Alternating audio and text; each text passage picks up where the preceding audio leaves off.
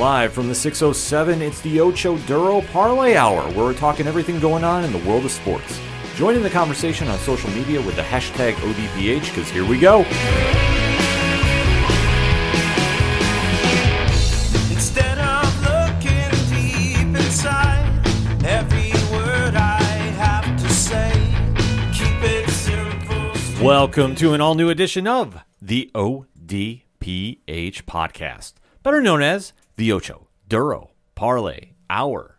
What's happening, everybody? Thank you so much for joining us this week. My name is Ken M. Joining me in studio, as always, you know him. He's the co-host. His name is Padawan J. Hello, hello, hello. Folks, we have a lot to talk about in the land of sports, and we definitely want to interact with you, so make sure to swing on over to odphpodcast.com. Join the conversation on the social media accounts. They're all right there on the front page, along with the TeePublic store link, the Patreon link. Shout out to all our amazing patrons.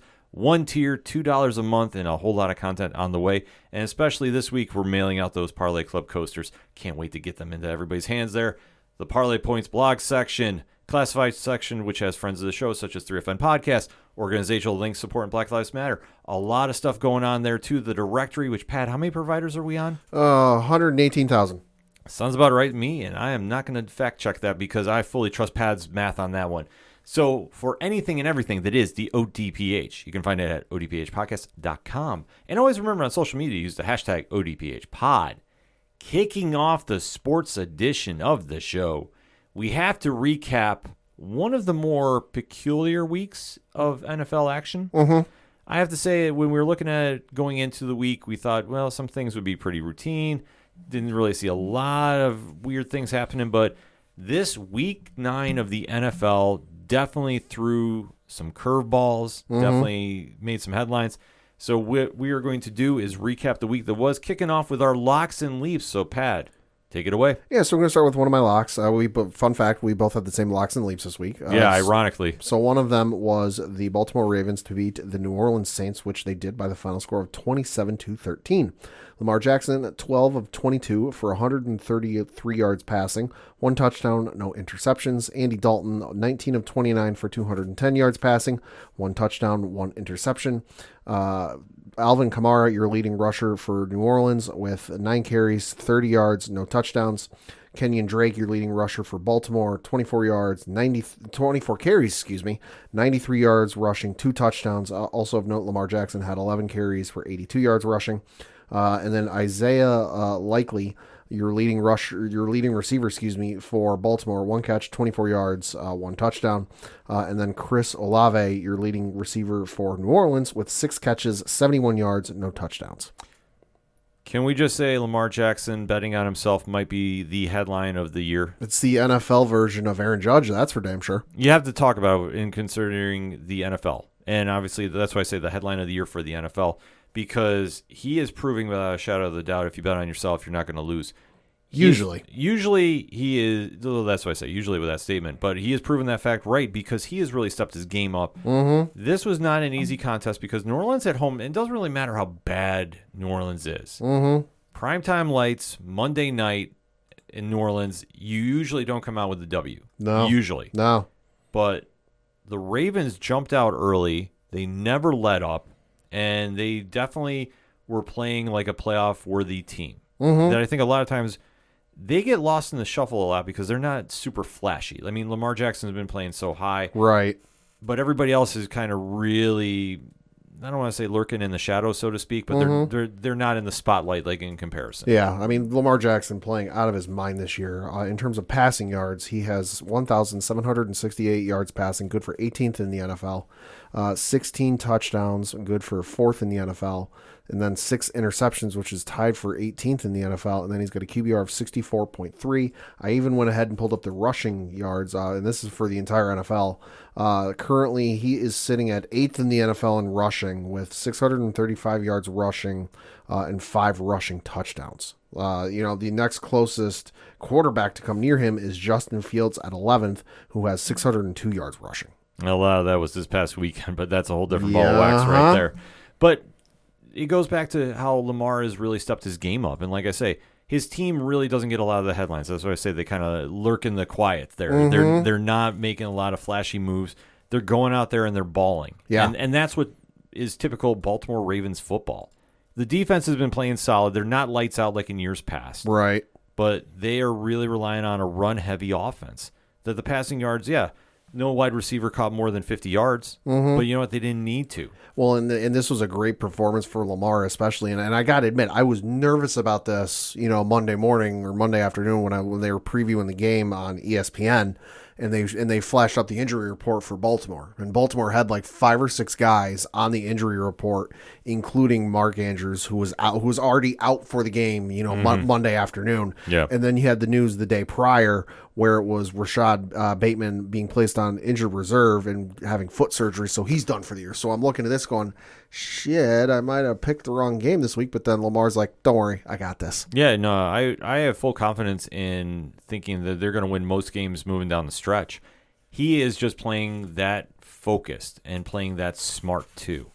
That with a Ravens team that is not anything really to be scared about on paper. No, you look at it, the running game is pretty much Lamar Jackson and Kenyon Drake, which, And Kenyon Drake is streaky too. Oh, he is. I mean, he's not that reliable and to be consistent. He'll have flashes of greatness, don't get me wrong.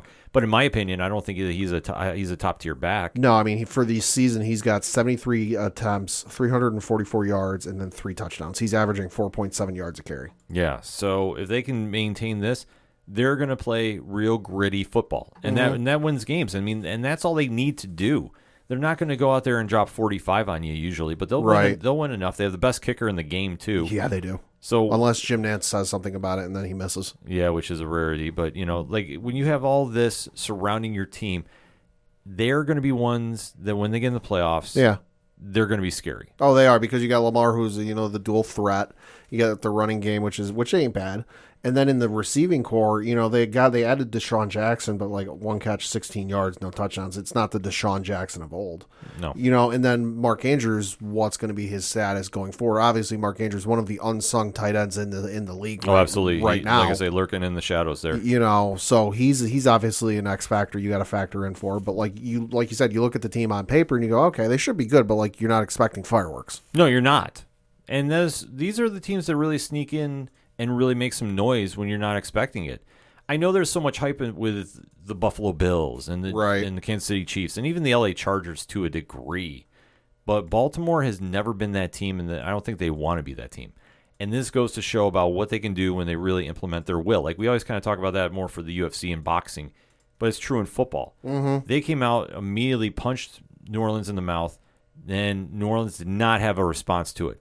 Andy Dalton, who has a special place in my heart for getting the Buffalo Bills to the playoffs a few years ago when he was with Cincinnati, did not have a bad game, but he didn't have a great game. 19 for 29 for 210 and a touchdown is not anything to really sneeze about. He's a guy that, he's not the guy to get you over the hump, but, if he's a guy to, get you over the bridge to your future quarterback. Yeah, so and New Orleans is rebuilding. We all know this. Oh, yeah. I think anybody that's really expecting to make a deep run this season, no, it's just not going to happen. They just got a lot of different things happening. Yeah, there. But a good win for Baltimore. Helps give them the commanding lead of the AFC North. They're in first place, 6-3, right ahead of the rest of the division there. And then you have the Saints, which in that god fucking awful NFC South. Yeah. That entire division's below 500, folks.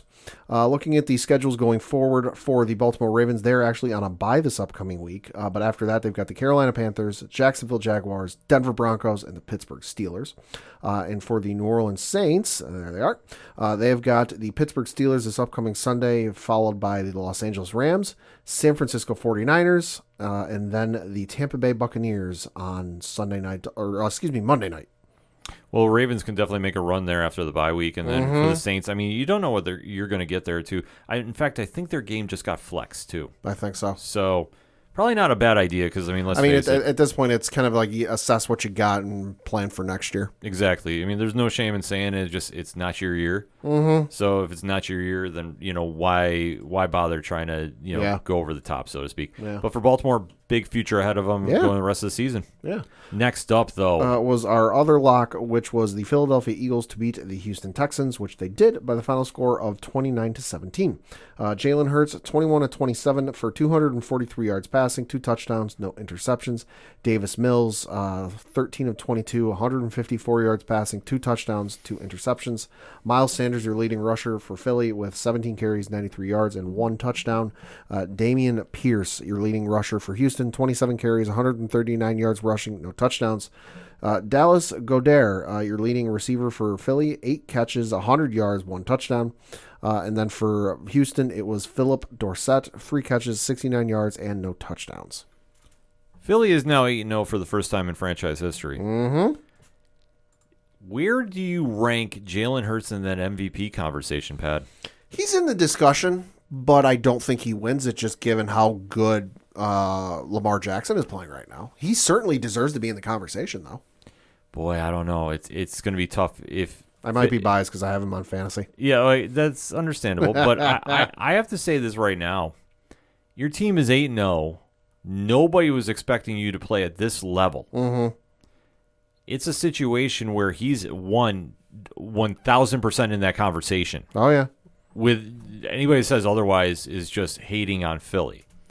But 2, you have to seriously consider him the MVP. Oh, you have to. Because if he's not playing at such an efficient level consistently, like that's the one thing with him this season. He's been very, very solid and steady throughout these 8 games. He has not broken too much plays into the factor of obviously they haven't lost, but they really have not struggled too much, except for maybe that Detroit game way back when. Yeah, like to think about it. So you really have to consider him in that conversation. And if you're not, boy, I don't know what you're watching because when he gets on the field, Hurts is definitely commanding that team. Mm-hmm. And when you're commanding that team to such a degree that you got to think of them as the odds-on favorite to come out of the NFC as of this moment. Right. Because not to say that they've had an easy schedule, but let's face it, they are playing so well on both sides of the ball. Oh, yeah. But it starts with Hurts. Oh, yeah. No, the only real close game they had was that Detroit one in the first week of the season, was 38-35. They came back week 2, beat Minnesota 24-7, beat Washington 24-8, beat Jacksonville 29-21. Had a close game against Arizona, which was 20-17, but still falls within the 3-point range. Beat Dallas 26-17, had a bye week. Beat Pittsburgh 35-13, and then they just had this win against Houston. Yeah, so factoring all that in, I mean, Philly is downright scary. Oh, yeah. And they've been lucky to dodge the injury bug for the most part. Knock on wood. Yeah, nothing's been too serious there. And I think as long as they can stay pretty much healthy, making a run, they're going to be the odds-on favorite to come out of the NFC East or NFC period. Yeah, you have to. I should say, I don't see anybody else right now in the NFC that's really going to give them many fits. Maybe with the exception of the San Francisco 49ers if they come out of the West. I'll say the only thing I can see giving them fits is whoever comes out of the West if they end up facing them. Just because, I'm looking at the South. Listen, the South's fucking awful, but somebody's going to have to come out of that division. But I don't see them giving them any issues. And then you got the NFC North, which, you've got the Minnesota Vikings leading that division. But like we said, they just whooped the shit out of them week 2, 24-7. So none of that worries me. Mm-hmm. And then you've got their own division, which, Dallas and New York are the next closest opponents. And while they haven't played the Giants yet, they did beat Dallas, so the only division I see not giving them any issues, like I said, is the NFC West. Yeah, Frisco and maybe Seattle. Maybe Seattle if they fuck around and find out. Yeah, Seattle is the Cinderella this season. So if they sneak in there, they could pull an upset because they just are right in that weird wave of luck. Mm-hmm. Otherwise, this should be Philly's outright. And I don't think anybody can really dispute that right now. And especially if Hurts can keep playing at this level, you really got to consider him for MVP. Hurts' stats are insane. He's got 2,042 yards passing on the season, good for 10th in the NFL. 12 touchdown passes, which is tied for 11th in the NFL. 2 interceptions, Insane. which is tied for 2nd in the NFL. And he's got a QBR of 63.1, which is good for 6th in the NFL. I pulled up the interception stats for the season. So the other folks who have 2 interceptions are himself, Daniel Jones, Mitchell Trubisky, and Dak Prescott. The only folks who have fewer interceptions than he does: Tom Brady, Tyrod Taylor, Amari Cooper, Brett Rypien, Jacob Eason from Carolina, Skylar Thompson from Miami, DJ Dallas from Seattle, Sam Ellinger from Indianapolis, Malik Willis from Tennessee, Brock Purdy from San Francisco, and Trey Lance. So among that, that's just how insane this is. That like among those lists of the starters, there's like 3. Yeah, I was going to say there's 3. I mean, a lot of them there's 3 and one of them is injured. Yeah, there's a lot of trick play passes. Yeah, exactly. But you have to really just go, Hurts has put that work in, and Philly has definitely embraced him as the true quarterback. I know that when he first came out of the league, everybody had a lot of questions, me included. Sure. I've never backed down from that because obviously coming out from the system of Alabama, and I know he left for a season there, but still, when an Alabama quarterback gets to the pros, it usually does not pan out. Usually. I have to admit, because you know what? Tua in Miami has proven me wrong thus far. Mm-hmm. And I will say this very quickly. I am happy to see him producing after being so horrifically hurt this year. And mismanaged. Yeah. And that's all, Miami is counting their blessings, but I'm more happy for Tua than I am Miami in any shape, fashion. Yeah. But Hurts was also a guy that he was written off, and now you're seeing he's gotten time to sit there. He's got a little chip on his shoulder, which I love how he's playing, and he's definitely leading this team. Houston, on the other hand, I mean, listen, we knew this was going to be a bad year. We knew this was going to be a bad year. I think the only thing that you could say was a saving grace is they kept it within the point spread. Yeah, that's true. Because it definitely upset a lot of people that was taking the over. They kept it within the point spread, and like the fucking next night or a couple nights later, they won a World Series. So be happy, you fucks. Yeah, we're not happy for them at all. So I mean, Houston, thanks for playing 1-6 and 1. Your season's done. I will say though, nice on Mattress Mac to host that entire suite of Philly fans down in Houston. That was a nice gesture. Yeah, it was nice because obviously he's going to need something to watch now because the Texans are not going to get anywhere near the playoffs unless they're buying tickets. No, they're not. And the Rockets, we'll see. Yeah, Rockets to be determined. ...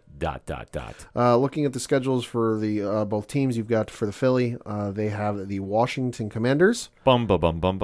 On Monday Night Football this upcoming week. Then they've got the Indianapolis Colts, the Green Bay Packers on Sunday night, and then the Tennessee Titans. Oh my God. Mm-hmm. That could be some ugly football. Let's see. In the worst way possible. Point spread. Oh, wow. The point spread as we record is Philly by 11, and the over-under is 44. Against Washington? Uh-huh. That's probably solid. What's going to be worse, and we will get to this when we talk about Indy this week, that could possibly be a real high double digit. The ESPN matchup predictor, according to ESPN Analytics, has 16.6% chance of Washington winning. I would like to see those 16.6% outcomes. Like, not actually happen, but like, what the hell happened that led to those 16% of the wins? Well, the one thing we'll touch upon this when we talk about the Bills game. It's interdivision. True. So you have to give that benefit of the doubt.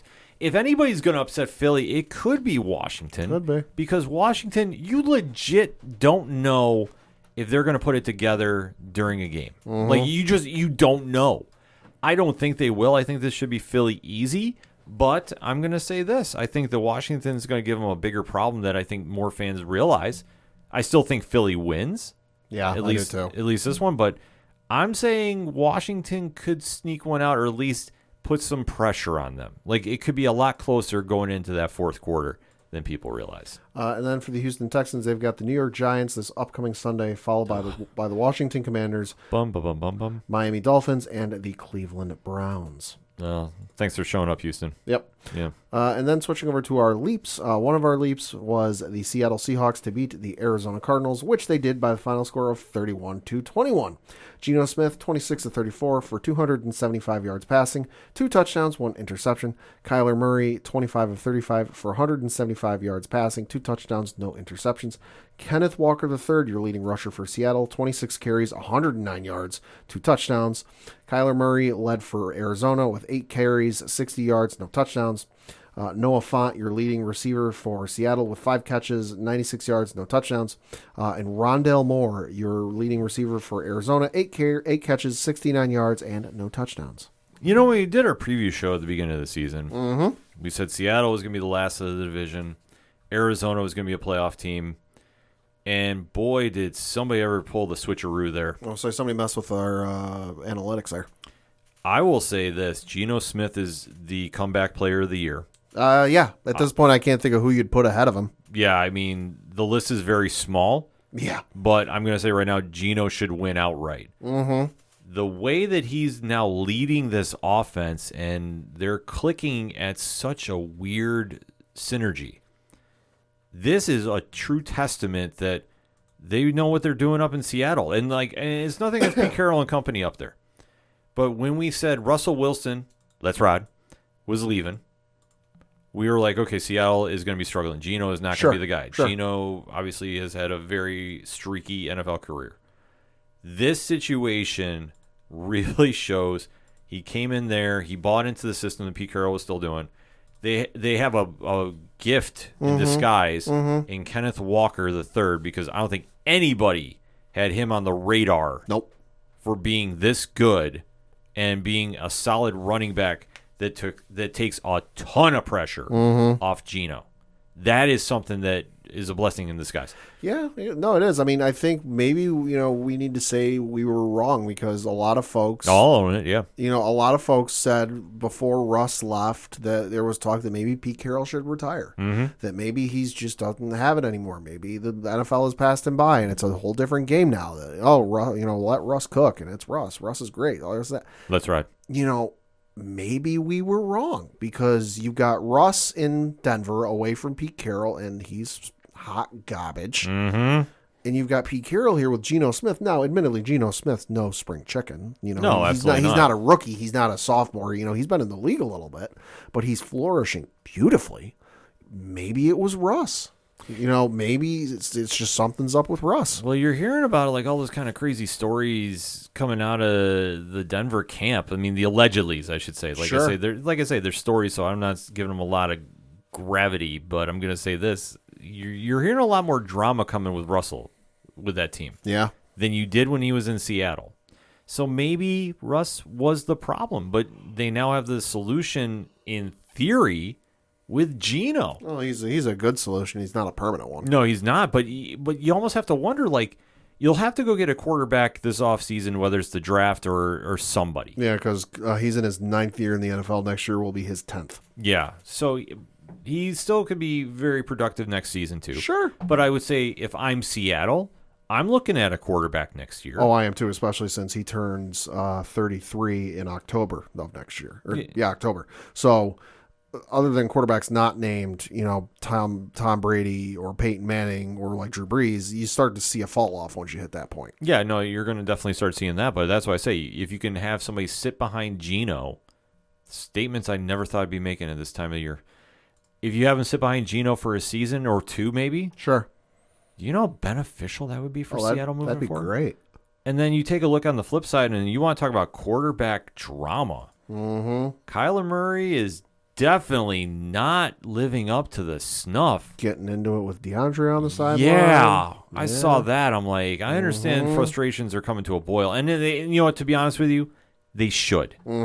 Because this team on paper should be a lot better than that record shows. Kyler Murray, James Conner, Zach Ertz, DeAndre Hopkins. They got Robbie Anderson there. Rondale Moore's emerging. It's on paper, it's a great team. It's a great team that is falling apart from the top to the bottom. And I mean this at the top because the coach, I think, is just not connecting with his players. It's not the right one. No, Kingsbury is just it's just not working. I'm sorry, you can see players are checking out, and this is just me doing the eye test in my opinion. You're not wrong. Kyler Murray, I don't know what it is, if it's the whole Call of Duty release nonsense. He is 0-2 since Call of Duty Modern Warfare 2 came out. Yeah, since that stat came out. I mean, I'm not saying that that's a factor, but whatever the case is, he's not connecting with his team either. And you can definitely tell that they can't get an offense rolling. I mean, sure, they put up 14 points in the second half, but at that point, game was more or less out of reach. And it's weird to say, it's only 14-17 at the stage. Yeah, but they showed no sign of life. Right. That's the thing about it. I didn't sit there and go oh, wow, they're going to make a comeback. I honestly didn't think. I was like, no. Yeah, and it's not like they put up back-to-back 14-point, back-to-back touchdowns. And shit, you know what? They just ran out of time. No, they put up 7 points in the third and 7 points in the fourth. Meanwhile, their defense gave up 2 scores to Seattle. Yeah. So how do you justify that? And I think now you really have to say Kingsbury is going to be gone this offseason. Yeah, sooner rather than later, because as we've seen in the NFL this year, the trigger finger seems to be a little quick. Yeah, it does. So I think there's a lot of coaches that are definitely on the hot seat right now. I think Arizona, you got to look at that team and say, okay, the experiment is not working. I was like, given the talent on the field, they should be doing better than their record shows. Yeah, I think you need to get somebody there that is in a pro system. I've been screaming Eric Bieniemy's name from Kansas City, that offensive coordinator. I think he's the guy you got to go get this offseason. I think that he should be a head coach by now. Why he isn't, beyond me. Mm-hmm. But I think you need to go in a different direction, especially I think you need somebody to work with Kyler. Mm-hmm. I think that there's too much damage done from the current regime in their relationship to where I don't know how you repair it unless somebody goes. And you're not moving Murray. I know that. You're definitely not moving him. So no, God, no. You have to watch him moving forward. But I think Arizona, disappointment. That's the easy way you can describe their season. Easily. And Seattle is Cinderella, folks. Yeah, you're playing with house money. Looking at their schedules for this upcoming week, for the Seattle Seahawks, they are playing the Tampa Bay Buccaneers this upcoming Sunday at 9:30 in the morning Eastern. That's because it's in Germany, right? They're playing in Munich, Germany. That'll be on the NFL Network. They're on a bye week the week after. And after the bye week, they come back and play the Las Vegas Raiders and the Los Angeles Rams. And then on the flip side, there's my mouse. You've got the Arizona Cardinals who are playing the Los Angeles Rams this upcoming Sunday. They've got the San Francisco 49ers on Monday Night Football. And then they've got the Los Angeles Chargers the week after before they've got a bye week in week 13.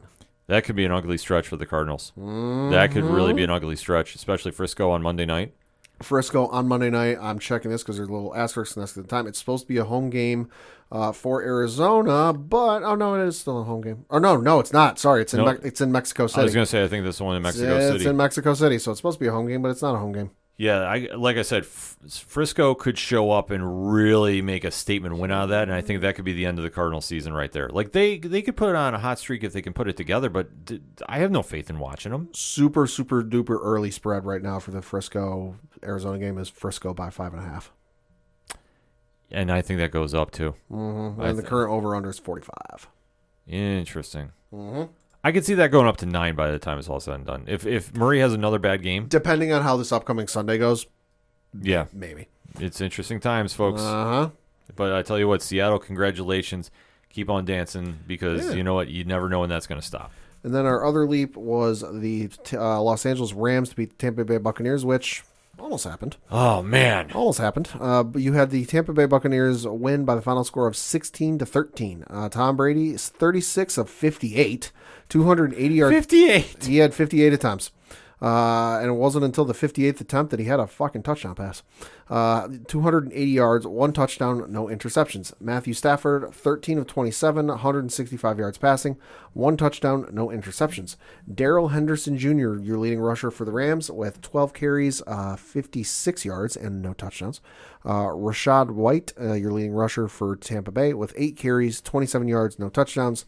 Cade Otton, your leading receiver for Tampa Bay, 5 catches, 68 yards, 1 touchdown. And then Cooper Kupp, obviously, your leading receiver for the Rams, 8 catches, 127 yards, and 1 touchdown. A few takeaways that jump out to me. Mm-hmm. One, Matthew Stafford is not right. Nope. And if I'm the Rams, I know I talked about it last week, deactivate him. Yeah. I'm sorry. His arm is not holding up to where it needs to be. I think that this is causing some problems. In my opinion, deactivate him and get him back right for next season.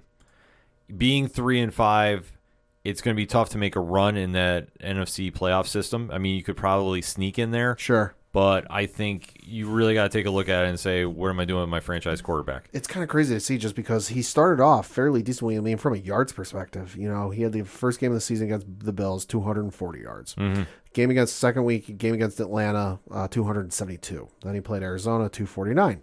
San Francisco, 254. High mark of the season came against Dallas with 308. Yeah. Then he played Carolina and had 253.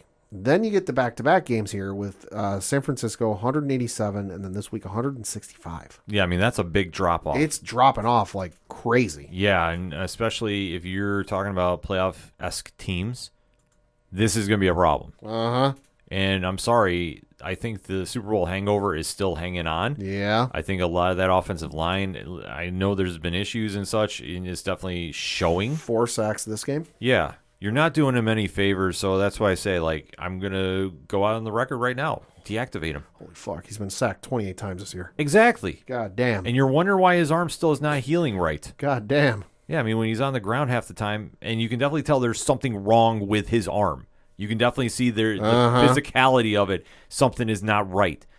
They need to just say, okay, we're going to let it ride and then see how it goes, because he just cannot do the job at this stage. Currently third in the NFL in sacks for quarterbacks. The only 2 quarterbacks ahead of him are Joe Burrow at number 2 with 30 and Justin Fields at number 1 with 33. Just behind him, the one and only Danny Dimes, 25. Yeah, that's not a good company to be around. No, it's really not. I'm sorry, even Burrow's got to be frustrated beyond belief, especially with how much they spent on that offensive line. Yeah. Different story, though, different time. On the flip side, though, this was Tom Brady doing Tom Brady things. Mm-hmm. I was watching the game. I was out to dinner with my family, and we were at a restaurant that likes to show a lot of sports on the televisions. And one of the, and obviously since there was only the 2 games on at 4:30, one of the games that was TVs that was closest was on this game, so I was watching this game. So it was just a case of back and forth, slug them out. But once I saw how much time was left at the end of the game, and Brady had the ball, and I'm like, yeah, this is over. Oh, yeah. I'm like, hi, Patriots fan, for 20 some odd years, I've seen this before. Well, the thing about it is that final 2 minutes of the game, the Rams made one of the more impressive goal line stands. Oh, yeah. In recent memory. I thought they had him. Well, they should have had him, and they even got a gift because Scotty Miller dropped a wide open pass. Should have had it. For a touchdown. Yeah, he should have had it. I don't care who hit him in his face mask. He should have had it.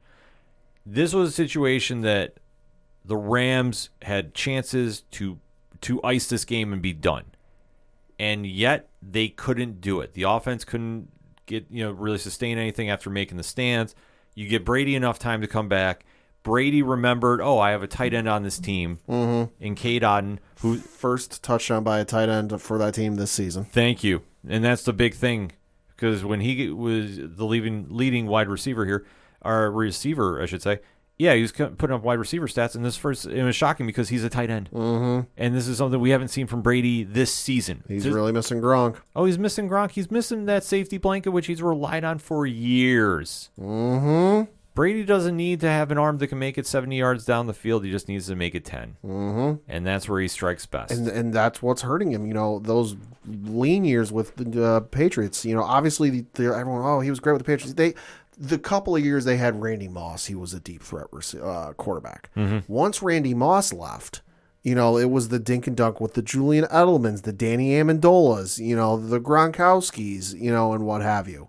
It was only for the couple of years that he was a deep threat guy. He's not a deep threat guy. Yeah. And no offense to Cade Otton, you're a decent player. He's not Gronk. You're not Gronk. And I'm sorry, no offense to any of the other receivers. Julio Jones, your future Hall of Famer, you're not the same Julio Jones of old. No, he's not. And none of those other guys are a Julian Edelman. None of those are the guys that are going to go across the middle of the field, banging and run into defenders to try and catch the ball and sacrifice their body. None of them are that guy. No, and it's showing. Godwin was trying at one point, but it doesn't work out. Like, I'm sorry, there's certain players that can really step up and be a slot receiver, in my opinion.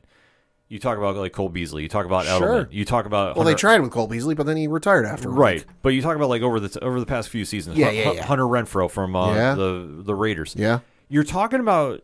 It's a specific job that some people can really do, and especially for receivers like Tom Brady who don't bomb it down the field, they need that. And he has not had that luxury this season. But he's finally getting an emergence at tight end. Now, am I saying Otton's going to be the next Gronk? No, absolutely not. No. But I think he played solid enough that they could win an ugly game that they really should not have won. No. Let's face it. Tampa should not have won this game. Tampa shouldn't have, but this is how bad the Rams are. Yeah. Especially with this touted defense that they're supposed to have. they make this amazing stop, and yet they got to get right back on the field and try doing it again. And Jalen Ramsey is not that good, folks. I'm sorry. No. I know I'll hear a lot of online criticism about this.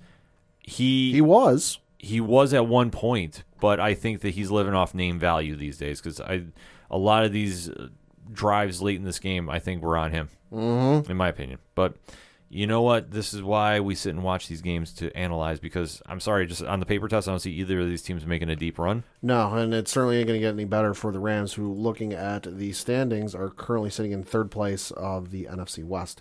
Meanwhile, Tampa Bay, that whole fucking division sucks. They're tied with the Atlanta Falcons for first place at 4-5. Then you've got the New Orleans Saints at 3-6, and the Carolina Panthers at 2-7. So hey, that whole division sucks. Yeah. The Rams, for their schedule this upcoming week, they have the Arizona Cardinals. After that, they play the New Orleans Saints, Kansas City Chiefs, and then the Seattle Seahawks. And then you've got the Tampa Bay Buccaneers, who, like we mentioned before, are playing Seattle over in Germany this upcoming week. They've got a bye week in Week 11, and then they come back playing the Cleveland Browns and then the New Orleans Saints on Monday Night Football. Not excited about any of those games. I'm sorry. No. Brady has not impressed me at this stage. I mean, it's a vintage Brady win, so I will give him that. But this is not vintage Brady football. No. So No. I'm sorry. I'm not excited about seeing Tampa Bay make a run. Sure, they could probably sneak and win the division maybe by default because reasons. Yeah. But other than that, I don't see anything happening here. I'm just more concerned about Matthew Stafford, to be honest with you. Oh, yeah. Because he's looking worse and worse. It's not good. No, it's not good. And for LA, it's not going to get any better. I'm putting it out there right now. Nope. So that being said, Pat, let's take a quick lap around the league and give the quick recap on everybody else. Yeah, so mentioned the New England Patriots beat the Indianapolis Colts by a final score of 26-3. Of note to this game, holy fuck, this defense was good. Sam Ehlinger for the Indianapolis Colts sacked 9 times. Jesus. You had, where are they? There we go. You had 3 from Josh Uche, Uche, 1 from Jawan Bentley, a half a sack from Jelani Tavi, and then you had, where is it there? I know there's another 3 in there. Where the hell is it? I think it was, there it is. Matthew Judon, Red Sleeves, the NFL leader in sacks, 3 sacks himself. Hell of a game from the boys here. Early birthday present for myself. Thank you very much. You had Mac Jones, 147 yards, 1 touchdown. And then, like I said, the big story, though, 9 sacks from the for the Indianapolis Colts on their own quarterback. Yikes. Colts are mailing it in, folks. Colts are mailing it in hard. It's a wrap. I'm sorry. In fact, Frank Reich was fired as head coach. Frank Reich was fired as head coach, and they hired Jeff Saturday. Of all people, and this isn't a shot against Jeff Saturday. I'm sure he has a great football mind. Obviously, being the center for Peyton Manning all those seasons, you know what you're doing. But there's no way you can justify to me that is the perfect hire for a head coach. I'm sorry. How do you say tank for 100, Alex? That's exactly what it is. And I said this in our group chat for the Locks and Leaps. This, to me, screams the owner, Jim Irsay, is just trying to appease the fans. They're like, hey, I know we suck, but here's this really beloved player who's in our ring of honor that's going to come and coach with next to no coaching experience. Yeah, exactly. I'm sorry. This is like Steve Nash going to Brooklyn. I'm sorry. You're not selling me on this one. Anybody that is trying to say that this is a great hire. This is great for a nostalgia purpose, but you're here to win games. You're not going to win any games, so I'm sorry with Saturday. The fact that your quarterback is absolutely awful. On paper and on doing the eye test, you're mailing it in. Jonathan Taylor is out yet again. I know he's listed as questionable for this week, right? Thus far, but him not in that lineup, that hurts you tremendously. Yeah. And the most boring team in football got even more boring. And I'm sorry, this is supposed to light a spark. It's not lighting a spark. The Patriots defense, for all its issues this season, played exceptionally well. Right. I will give you that. Oh yeah. Mac looked very solid against a team that Indianapolis, like we always say, you talk about a team that lurks in the shadows and is very quiet and doesn't make a lot of noise. They are the textbook definition. Oh yeah. But no, I looked it up. Jeff Saturday, his only coaching experience, according to his Wikipedia page, was the head coach of the Hebron Christian Academy from 2017 to 2020. They are a private school down there in Dacula, Georgia. Yeah, so how does this justify? Some private school really translates to the NFL. Good fucking luck, my guy. Stop. He was a great center. Does being a great center translate to being a head coach in the NFL? I don't think so. No, it doesn't. This is a tank move. I'm sorry. In my opinion, this is a tank move. This ain't like catchers in Major League Baseball where 99% of the time I would say catchers make great managers when it comes to translating that to into baseball, because catchers are essentially quarterbacks in Major League Baseball. They're making the calls, they're telling what to do, and they're relaying signs. Center, not the same. No, this is an absolutely atrocious hire, in my opinion. Oh, and by the way, it gets worse because they announced today that the guy who's going to be their play caller is a gentleman by the name of Parks Frazier. His experience as a coach, in 2015, he was the defensive quality control coach at Samford. What? He was the defensive quality control coach at Middle Tennessee that same year. He was a graduate assistant at Arkansas State from 2016 to 2017. He was an assistant to the head coach for the Indianapolis Colts from 2018 to 2019. He was the offensive quality control coach in 2020 for the Colts. And this year he's been the assistant quarterbacks coach. But apparently now he's going to be the play caller. Oh, by the way, he's 30 years old. I'm just moving on because my head is exploding with WTF. Mm-hmm. I mean, I'm sorry. This just reads what it is. If I'm wrong, somebody please hit me up on that hashtag and let me know what I'm missing here. Let's play this game, though. Let's pull up their schedule, see what they're doing. They've got oh, God, have mercy on their soul. They've got the Las Vegas Raiders this upcoming Sunday, where currently holy fucking shit, the Raiders are currently 6.5-point favorites. That, and now mind you, the game takes place at 4:05 p.m. Eastern on CBS. There is a lot of time between now and then, and that number is going to grow. It should grow, but I don't know if it's going to. I mean, that's the one thing about that. The Raiders are their own problems too. We'll get into that in just a minute, but yeah, this is nothing to be excited about here, Colts fans. I'm sorry, just mail it in. It's done. It's a wrap. Even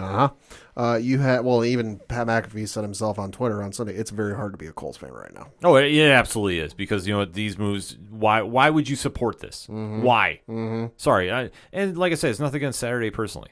No, he's a nice guy. Yeah, but decent analyst on ESPN. For what little I caught, I wasn't the biggest NFL ESPN guy, but hey. Some of the other games, you had the Los Angeles Chargers beat the Atlanta Falcons 20-17. Who is Atlanta?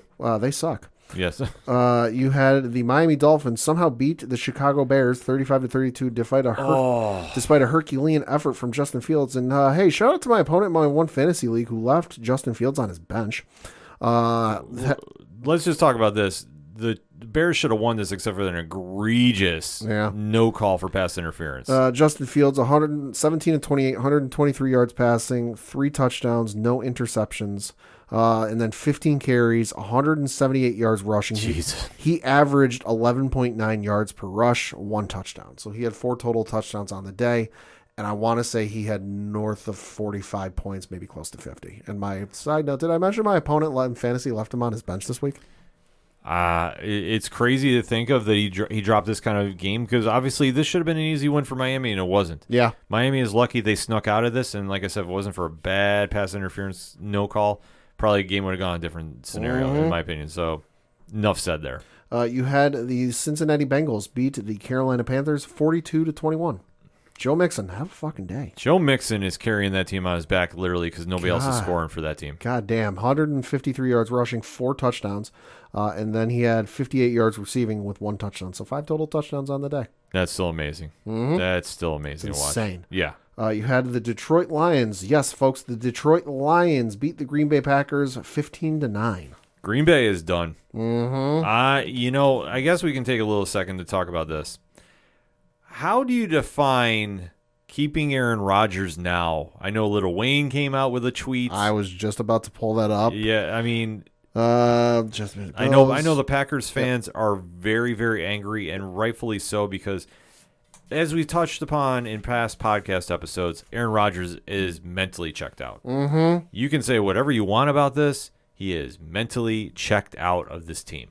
So I pulled it up at 4:13 on Sunday. You had Lil Wayne, who, in case you didn't know, very big Packers fan, took the Wiz Khalifa song Black and Yellow and remixed it into Green and Yellow. Tweet, quote, "Rip to the season. We should have gotten rid of 12 before the season," close quote. And I think a lot of Packer fans are saying the same thing. And you know what? You have to kind of take a judgment call here. Mm-hmm. In your wildest dreams, Pat, would you ever think Packer fans would want to get rid of Aaron Rodgers? No. I always figured it'd be a Brett Favre-like scenario where they want to see him play until the arm falls off. But Brett Favre didn't necessarily fall off like this performance-wise with the Packers that I can remember. Obviously he fell off later when he was with the Vikings. But no, I always figured they want to see him there until the end of his career, and, he'd have a great career and finish things out. But Christ almighty, this is Thelma and Louise driving off the cliff. The drama that surrounds this team is not going away, and I think it's only going to get worse, and I think Matt LaFleur is gone as coach. Oh, he has to be. I think you got to say he's got to be gone. The experiment is done. Yeah, it has to be, because, other than that, what do you do with Rodgers? Because if Rodgers is not the guy. I'll say currently they're 3-6, although you can make the argument they almost were 2-7 because their 3 losses on the year was a week 2 win against Chicago, 27-10. A week 3 win against Tampa Bay, which was 14-12, which again, at this point, they could be 1-8 right, if the ball bounces a couple different ways. And then they almost couldn't beat a third-string rookie quarterback in Bailey Zapp. Yeah, I'm going to bring it up. Sorry, it's facts, folks. They should have beaten the Patriots by more than 27-24 in overtime. Yeah. This was a third-string quarterback who had no practice time. I tell you what, I think the Packers need to do one of two things. Either you fire LaFleur or you put Rodgers on waivers. And they're not going to do that. I know, but you have to do something. Like, one of them has to go next season. If Rodgers doesn't retire just to say peace out. Like, what else is there for him to do? Like, he obviously does not want to be there. And it shows in that play. Like, we all talk about Father Time catching up to people. Boy, it seemingly caught up to him real quick. Oh, my God. I don't know if it's all that nonsense he was doing in the ayahuasca. Yeah, whatever that crap is. You have to consider, like, I'm sorry, like, I'm just, in my opinion, it's like, what the hell happened to him that you just fell off, other than you don't care? Yeah.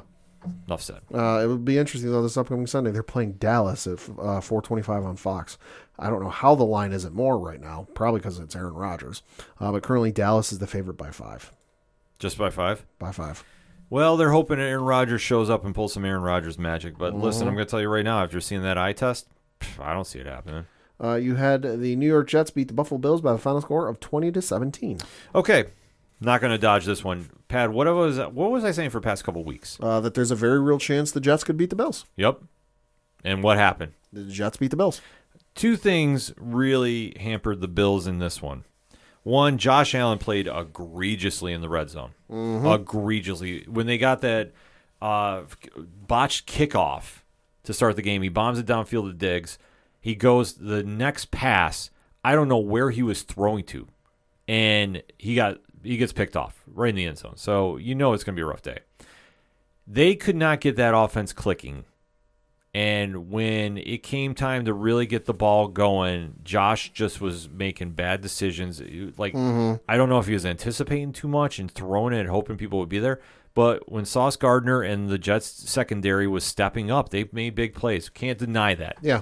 Can't say anything bad about their defense. However, some ghost of the past has now came back to haunt the Bills. Okay. They cannot stop the swing, pass, run. Oh, jeez. Every time that you see that Jets stat line for their running backs, Pat, I know you got it in front of you, so I do. We can read that off quick. I do. So we're talking the rushing stats? Yes, okay. The rushing stats. Michael Carter, 12 carries, 76 yards, 1 touchdown. James Robinson, 13 carries, 48 yards, no touchdowns. Zach Wilson himself, 5 carries, 24 yards, no touchdowns. Ty Johnson, 2 carries, 17 yards, no touchdowns. Garrett Wilson, 1 for 7, no touchdowns. And then Ashton Davis, 1 for 2, no touchdowns. All they did was run end arounds. They didn't run up the middle. The only time it ran up the middle is there was a broken play that Zach Wilson ran for. That it was like a 3rd and I'm going to say 14. Okay. And he got a quick yard. So like, listen, I'm going to say this. He played well. Sure. I was not impressed with Zach Wilson. I don't think there was anything on them. I think their offensive coordinator figured out, okay, the Bills can't stop the run. We're just going to run to the outside every time and wear them out. And lo and behold, they did. Yeah. Because if you want an even scarier stat, time of possession in the 3rd quarter. Okay. The Jets had something like 12 minutes Jesus. of the entire quarter. So you can't tell me that the Jets, or the Bills rather, was this elite defense when yet again they don't make second half adjustments if you can't stop the run in the third quarter. I can't break it down by quarter, but according to the box score, our team stats on ESPN.com, it has the New York Jets listed at 32 minutes and 44 seconds for time of possession, and the Buffalo Bills 27 minutes and 16 seconds. Yeah, it was all pretty much second half for the Jets. And listen, they won an ugly game. I'll give them. I gave them their due. I told them, I said it was going to happen. Josh was running all over the place, but yet again, when he's running for 86 yards and Singletary's only running for 24, that's a problem. And especially you just went out, you picked up Nyheim Hines from the Colts. Right. He was supposed to be the big game changer. Nothing. No, he did not even make any carry. No, he didn't make. Allen had 9 carries. Devin Singletary had 8. James Cook had 4, and Isaiah McKenzie had 1. Yeah, but that was it, and it's nothing to write home about at all. So this team played very, very badly. I know that they were beat up on injuries. Josh Allen has got something going on with his arm. Potential UCL injury is what they're saying. Yeah, so he's going to be out for a while, more than likely. Could be. And I know that Case Keenum is going to be playing, I guess, against the Vikings this coming week. Which, okay, I will say this, not being a homer about this, I think the Bills are going to win outright. I'm saying it's going to be a close game, but the Bills will win if Keenum is playing. And why? Because when Kirk Cousins was celebrating after their win this past week, whenever he does a big celebration like that after a win, he usually comes out flat the next game. Currently, as we record, it is Buffalo Bills by 5.5. Still 5.5 with Josh not with an injury. That says a lot right now. So I'm going to say this: Bills win outright. Are they going to cover the spread? No. I'll say this: I could see this being a 3-point game, but they'll win. Yeah, they're going to win this one. And the reason they're going to win is they are a better team than Minnesota. However, though, if they're going to make a run in the playoffs, they need Josh Allen healthy. If I'm Sean McDermott, I'm sitting him this week. I know. I would. Yeah. I know people. I was mentioning this online. People are like, you can't sit Josh. You can't sit him. Yes, you can. Yeah, you can. Because he's the long-term guy that's going to carry you into January. Who gives a crap about a forgettable week in November? Yeah. They're doing fine, even if they take the L this week. They're still in the playoff contention. I'll say, yeah, they're still in there. I mean, it all kind of depends on how things shake. They currently have the number 1 seed in the AFC. Kansas City is tied there right there with them. Buffalo wins the tiebreak over Kansas City based on head-to-head win percentage. Right. And then Baltimore's right there at 6-3, but then you've got Tennessee in 4th at 5-3. So depending on how Kansas City and Baltimore go this week, it's not going to hurt you in the long run. No, it won't. And that's what I'm thinking. If he's really that hurt, if he's going to be out for a while, this is not season ending. No. Sit him and put it in your offense. Like, Dorsey can call a good game. Keenum will be fine to be the play caller. Like, that's all you really need him to do at this stage. And if he's not, then I'm sorry. Then go get the Maserati off waivers and plug him in there. I don't know what you want me to tell you otherwise. Then, you know what? We need to focus on the game that's ahead of us. I don't need to worry about some other nonsense that's going on. That we played a horrible game. Josh played a horrible game, and you know what? He admitted to it. He didn't say anything about it. He just said, you know what? This one's on me. I played like shit. His exact words. Yeah. And you know what? Own that, because you know what? You did. And I'm not mad at him about it. It's just he's got to play better with the ball, and the Bills need to be better in shutting down the run, because you know what? If you can't stop the run in the playoffs, I'm sorry. It's not going to matter who is behind center if you guys can't do what you need to do. I'm sorry. Like, this is a situation that you got punched in the mouth by the Jets, which I said for weeks. I'm not going to take a victory lap about this. Their defense was going to come out there and smack you, and they did. You didn't respond. Yep. You let them run crazy on you. Oh, yeah. So, you know what? Take the L this week. Go home. Have a game on Sunday and bounce back. Enough said. And all you need to know about Zach Wilson is what Rob Gronkowski said about him. Quote, as long as they can keep their quarterback's head in the playbook instead of outside the parent-teacher conferences. Facts. Absolute facts. And then looking at some of the other games we had going on Sunday, you had the Minnesota Vikings beat the Washington Commanders 20-17. Enough said there. I mean, Minnesota. Should have been a lot more of a spread between the points, but hey, it is what it is. Well, that's the whole thing. Everybody's touting Minnesota as like a real contender. I'm sorry. If you can't put away the Commanders, I'm not sold on you. Like, you are pulling off that Denver win streak against bad teams.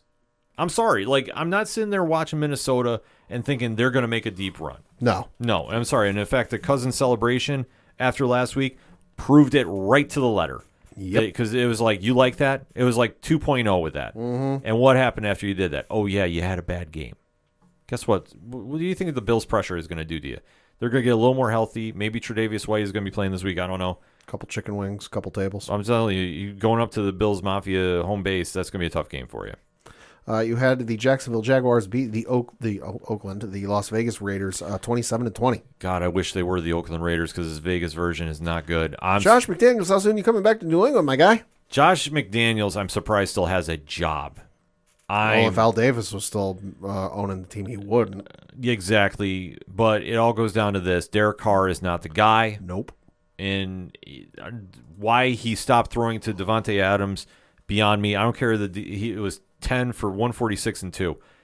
If he's the only one scoring on your team, you keep giving him the damn ball. Mm-hmm. That's all you need to do. But no, the Raiders blew the lead, and it made it for an ugly game. You let a Jacksonville team that should not have come back on you. But hey, we have to acknowledge one stat. Yeah. Christian Kirk. Oh, yeah. 8 receptions, 76 yards, and 1 touchdown. $90 million, folks. Not bad. Make it happen. But, yeah, the fact the Raiders lost this one, it's on Carr. I'm sorry. Yeah, Raiders now slipped to 2-6, and they are currently in last place in the AFC West. Yeah, so you know what? If I'm them, I go in on Lamar Jackson this offseason. It's an option. You do might cost you, but it's an option. Doesn't matter at this stage. You have too much talent on the offensive side of the ball to win. Your defense needs to play better. Yeah. Secondary was a little rough, but I mean Max Crosby can only do so much. I know we were talking with Rich from 3FN, who is a huge Raiders fan too. Oh yeah. Chandler Jones. Yeah. What has he done this season? I don't know. I can actually pull that up. Exactly. Like, he has basically disappeared. Listen, all I know is Matthew Judon is leading the NFL in sacks. That's all you need to know. Las Vegas Raiders defensive. But that's the whole point. Like, the Raiders should be balanced on both sides of the ball, and they're not. But it all comes down to that offense and the fact that you give Jacksonville the entire second half. Jacksonville outscored the Raiders 17-0 in the second half. Let that sink in. Jacksonville. 17 unanswered points. My God. So for the season, he has 17 total tackles. This is Chandler Jones, by the way. 17 total tackles, 11 solo tackles. 6 of them are assisted. He's got a half a sack, which he got in a couple weeks ago against Houston.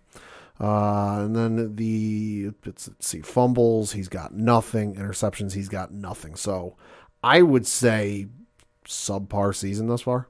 Subpar is putting it mildly, but that goes into the Raiders season to sum it up. With all the potential in the world they have, I'm sorry, you got to make some moves. McDaniels needs to go. So does Derek Carr. Send him home to New England. And then the last game we got to mention is the Kansas City Chiefs beat the Tennessee Titans by the final score of 20-17. So Mahomes doing Mahomes things. 446, 1 touchdown, 1 interception. Goddamn. Have a day. But Travis Kelce, 10 for 106, no touchdowns. Goddamn. But the fact the Titans gave this game away, I mean, they had him on the ropes, 8 points in the fourth quarter, came back to haunt him. Derrick Henry with 115 and 2. I mean, I'm sorry, the game should have been they should never have gone to overtime. But yet again, Kansas City at home, overtime. Bad things happen. There is a history. Chiefs did Chiefs things, and now it's going to get interesting as they move forward in this season because with the Bills being banged up, I mean, the Chiefs could sneak in that number 1 position. They could. Can you imagine a Kansas City Philly Super Bowl? Oh, my God. The world would not survive. No, I would see the only thing worse would be Buffalo Philly. Oh, the East Coast would not survive. Yeah, the East Coast would be bad. The East Coast would not survive. Let's see. The Kansas City Chiefs is upcoming, just because I'm curious. Kansas City Chiefs this upcoming Sunday are playing Jacksonville. Oh, God. If I need one time for Jacksonville to win, it's now. The spread is, Jesus Christ, Kansas City by 9.5. Oh, that could go double digits by the week's end. The over-under is 50.5. Oh, by the way, it's in Arrowhead. Don't forget about it. AccuWeather forecast is partly sunny and 45. See, in case you're curious, I can't willingly take Kansas City at this moment because I need them to lose. I'd have to look at other matchups before I decide. That's just my anger level. But I consider it, but like I'm not putting a firm like, yeah, I'm picking that. Yeah, I know. Like I have to legit consider that, but I'm like, I don't want to because I want to think the Bills have got a chance to keep that number one position, because this has been an odd week of football. A lot of quarterbacks that should have been playing better did not. We saw some flashes of greatness come from some unlikely sources, some upset wins here and there, but this makes for why we talk about these games, folks. And that's why we want to talk to you about it some more. So definitely hit us up on that hashtag ODPHpod. What is your thoughts about week 9 of the NFL season?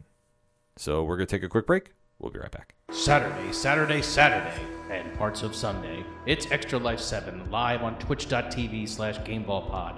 24 hours of thrills, chills, and video game skills as the Game Ball podcast streams all day and all night, with all the proceeds going to the Children's Hospital of Philadelphia. It's Gamer Dad versus Gamer Dad as two titans square off for the paternal nerd supremacy. 2 men enter, only one will be named Ultimate Gamer Dad. 9 a.m. Eastern, Saturday, November 12th at twitch.tv/GameBallPod. Be there, be there, be there. Coming back for another segment on this edition of the ODPH podcast, and it is UFC time yet again. Mm-hmm. I love it when these big cards are back to almost back, because I know we go through these stretches where the UFC has a bunch in a row and then they kind of disappear for fight nights. And let's face it, the fight nights are good, but sometimes they're hit or miss. But the UFC has delivered back-to-back stacked cards, and this weekend is no exception. In fact, I think we're bringing back a little tradition of a watch party to watch this card. Oh, yeah. Because there's so much going on. Pat, what is going on this weekend? So this weekend, taking place at Madison Square Garden in New York City, is UFC 281. Yes. Stacked card. Prelims even look solid. Dominic Reyes, Ryan Spann. It's on the prelims. Yeah, that's on the prelims. Riddle and Makano is headlining it. So there is some very, very solid fights before you even get there. Molly McCann is fighting too. Yeah. So definitely it's going to be something worth watching the prelims for, but we are going to break down the main card because, damn, it's loaded. Yeah, it is. So the first fight on the main card we're going to talk about is in the lightweight division between Dan Hooker and Claudio Puelles. So this is an interesting fight for Dan Hooker, who came across some bad streak of luck, has been a name in that lightweight division for, it feels like eons. Very solid fighter, very exciting one to watch. Puelles could definitely make some noise. This is a huge opportunity for him. Yeah. But I don't know, man. I feel weird going against Dan Hooker.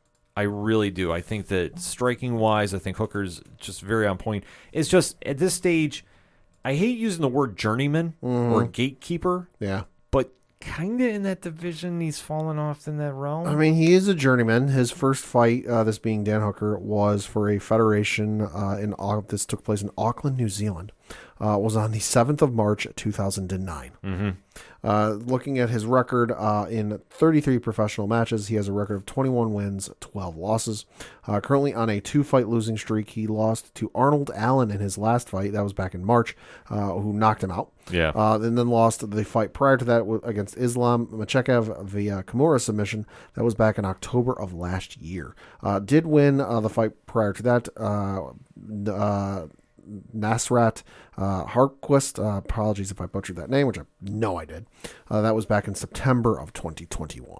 Well, losing Machev is nothing to sneeze about too, but he just hasn't looked right in a few there. And with Hooker, I mean, you have to say at this stage he's on the back end. I don't think he's going to get a title shot anytime soon. No. I do like him in this one though. I got to admit, I think Puelles is going to definitely push him. And obviously, Puelles is somebody that's definitely rising through the ranks, but I don't know if he's there yet. But I do think it's going to be an exciting fight, though. It's his second big test, I guess you could say, because looking at his record, in 14 professional matches, he has a record of 12 wins, 2 losses, currently on a 5-fight win streak. His last fight beat Clay Guida via knee bar submission.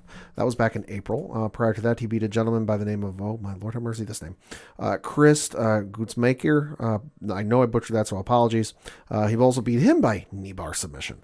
That was back in December of last year. So on a bit of a winning streak, and you could say second big test in the UFC here. Yeah, I mean, that's the one thing with Clay Guida, though. I will never root against Clay. Love Clay. But Guida is not the same Guida of old. So, we have to keep that in perspective. But I'm going to say this. I do think that Hooker is definitely going to be a tougher challenge for him. I do think that he wins via strikes. I will say third round stoppage. I could see it. But if there's an upset, I think it can happen early. So this might be one if you're trying to take a flyer on too. Peleas is a plus 135. Hooker is a minus 155. So pretty close on how they're picking this, but I definitely think I'm going to go with the favorite on this one. I'm going to say it's going to be a decision. Whether it's unanimous or split, whatever it is, I think it's going to go the distance. Next up is in the bantamweight division between Frankie Edgar and Chris Gutierrez. And if I'm not mistaken, this is Frankie's last fight. This is Frankie's last fight for the UFC. So he is going to go out, and I'm guessing he is going to lay it all in the cage for this one. Frankie Edgar is a legend in this sport. Mm-hmm. For somebody who is as blue-collar as it comes from Toms River, New Jersey, he has worked his way up the ranks. He pulled off a miraculous upset of BJ Penn way back when, Pat. I know you got the stats up there. So he beat BJ Penn for the UFC Lightweight Championship at UFC 112. That was on April the 10th, 2010. Yeah. And since that point, had one of the Wilder trilogy fights against Gray Maynard, which, I mean, the one thing about Frankie is Frankie will come running at you, all gears going forward, and he will definitely lose the first round. This is something that Frankie does. I love Frankie, though. He is just somebody that will go out there, and when you talk about fighters that scrap, he is a fighter that scraps like nobody else. And I always have been a fan of him watching.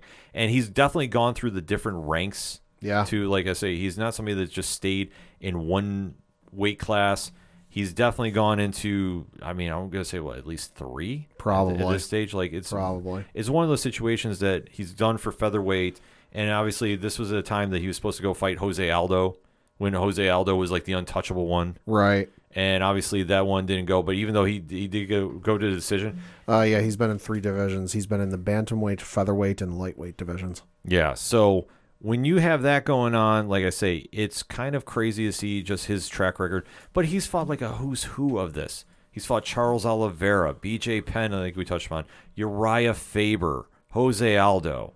And now, I mean, he's been working his way through other divisions too, and especially like him against Max Holloway too. Like I say, it's Charles Oliveira, Cub Swanson, Chad Mendez, Jeremy Stevens, Yair Rodriguez. Yeah, you Brian Ortega. Like you talk about like the names of the fighters. Like if you get past Frankie, that's a feather in your cap. Mm-hmm. I mean, but it's not going to be an easy day. But I mean, obviously, Father Time has caught up with him. Yeah, he has not looked that crisp in a lot of fights that he's been having over the past few years here. And this is now a division that he's gone to bantamweight, which is more of like a natural weight for him. And it hasn't been working out for him. But this is the last one on contract. And I think in this situation, Frankie at home, it's tough to go against. I think he wins via decision. I can't root against him under any circumstance. You can say I'm biased. You can say whatever. But Frankie is somebody, the minute you hear a kick in the door get played over the speakers, the crowd is going to explode. Yeah, so looking at the records, you've got Frankie in 35 professional matches, has a record of 24 wins, 10 losses, 1 draw. Currently on a 2-fight losing streak. He got knocked out by Marlon Vera. That was at UFC 268 in November of last year. And Corey Sandhagen beat him with a flying knee knockout. That was in February of last year.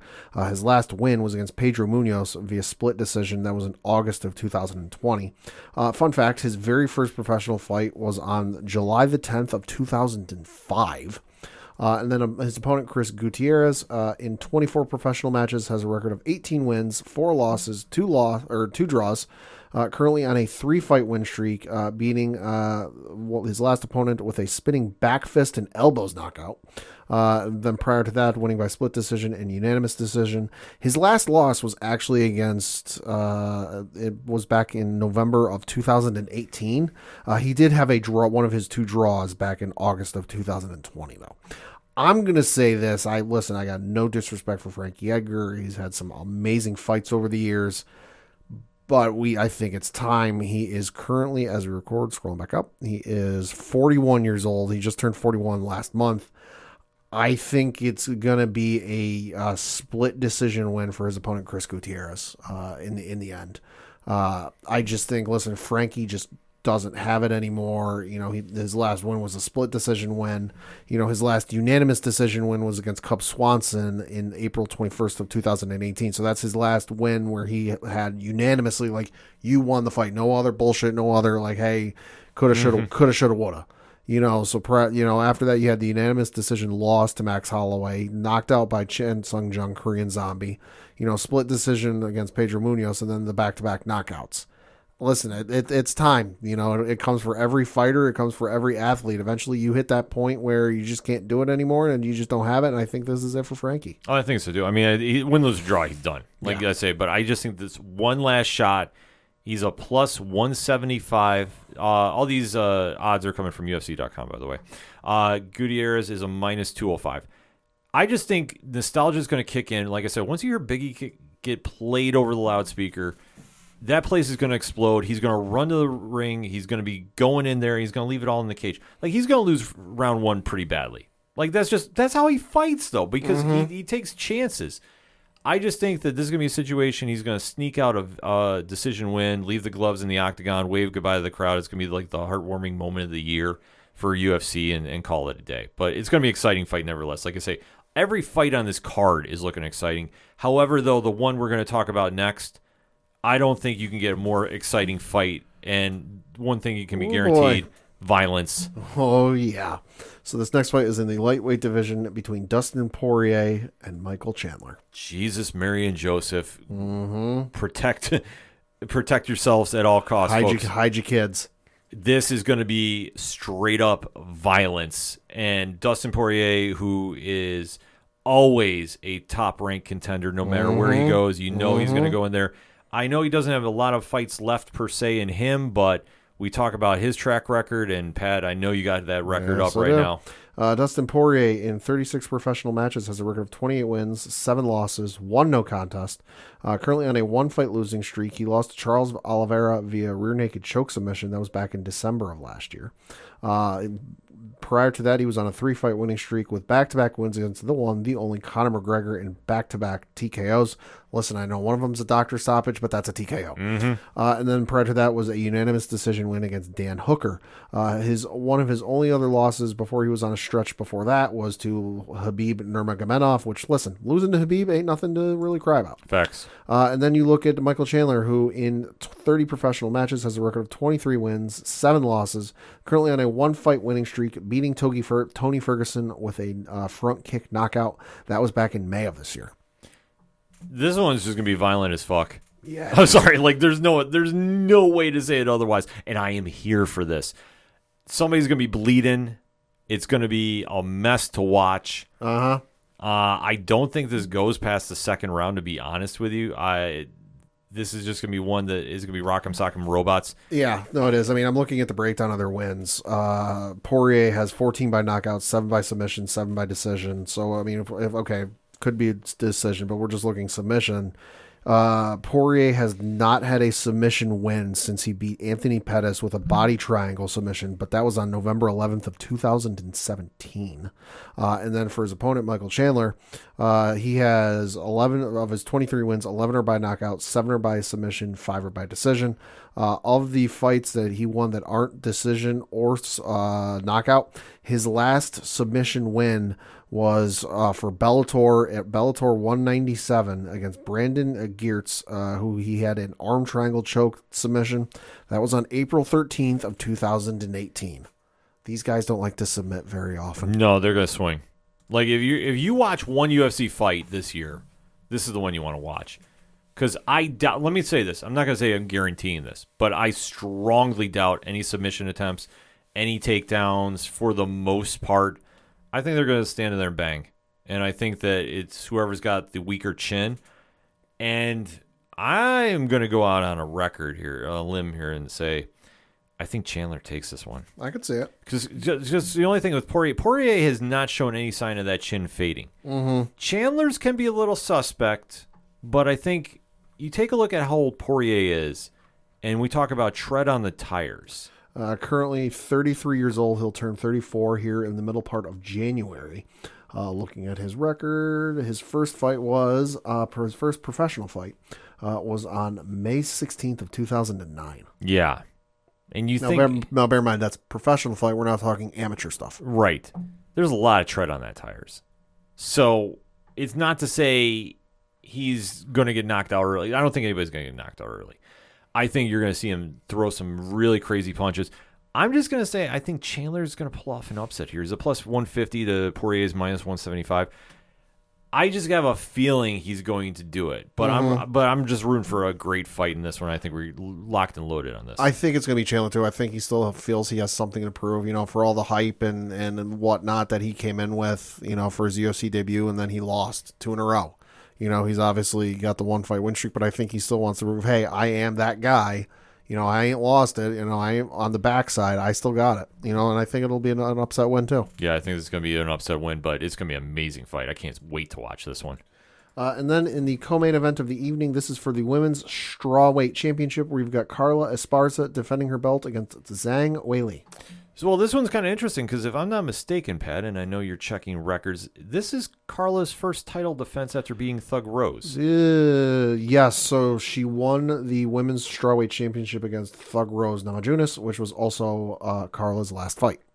So we got to remember this in context, and this is taking nothing away from Esparza as a fighter. I want to stress this.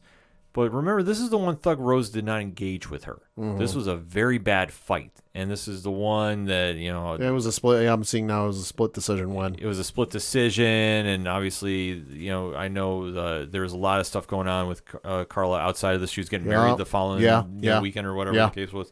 So I'm just saying this. And now there's no anything in the way here. Carla can show off what she has as a champion. But I am not putting anything against Zhang Weili. If I'm going to put anything, this is my lock of the week. And New is coming. Mm-hmm. There's very few people I think that can stand with Zhang, and Carla's not one of them, in my opinion. This is going to be Zhang all day. Looking at the records, Carla in 25 professional matches has a record of 19 wins, 6 losses, currently on a 6 fight win streak.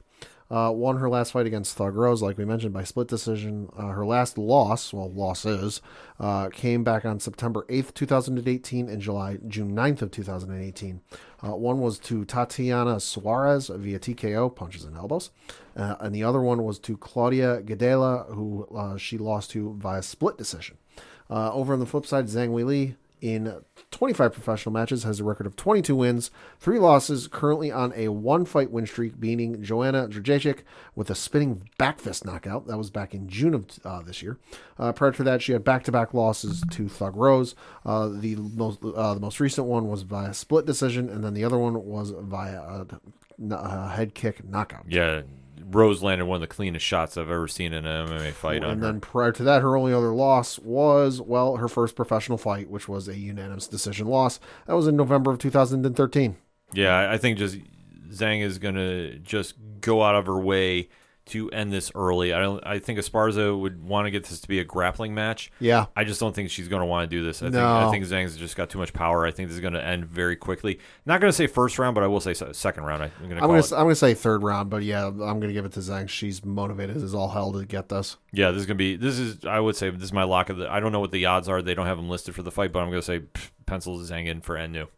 And then the main event of the evening is for the UFC Middleweight Championship, where we've got Israel Adesanya defending his belt against Alex Pereira. So, Pat, do you know the story behind Pereira? No, I do not.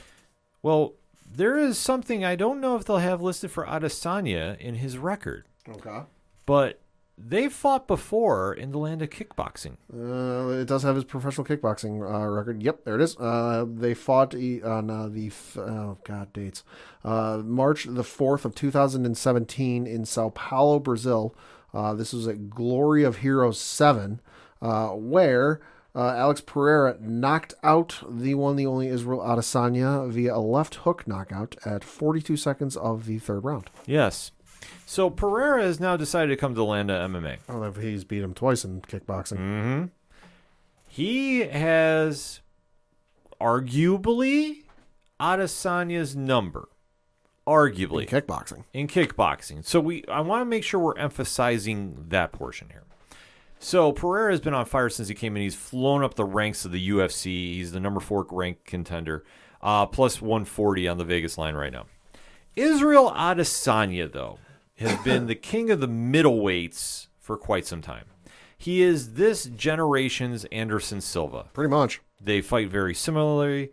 They have just a unique style to them. Adesanya, when motivated, is one of the scariest fighters on the planet.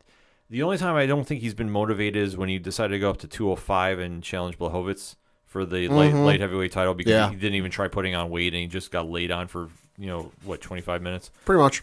So, that being said, I'm throwing that fight out the window. At his natural weight, Adesanya is downright one of the pound-for-pound people on the planet.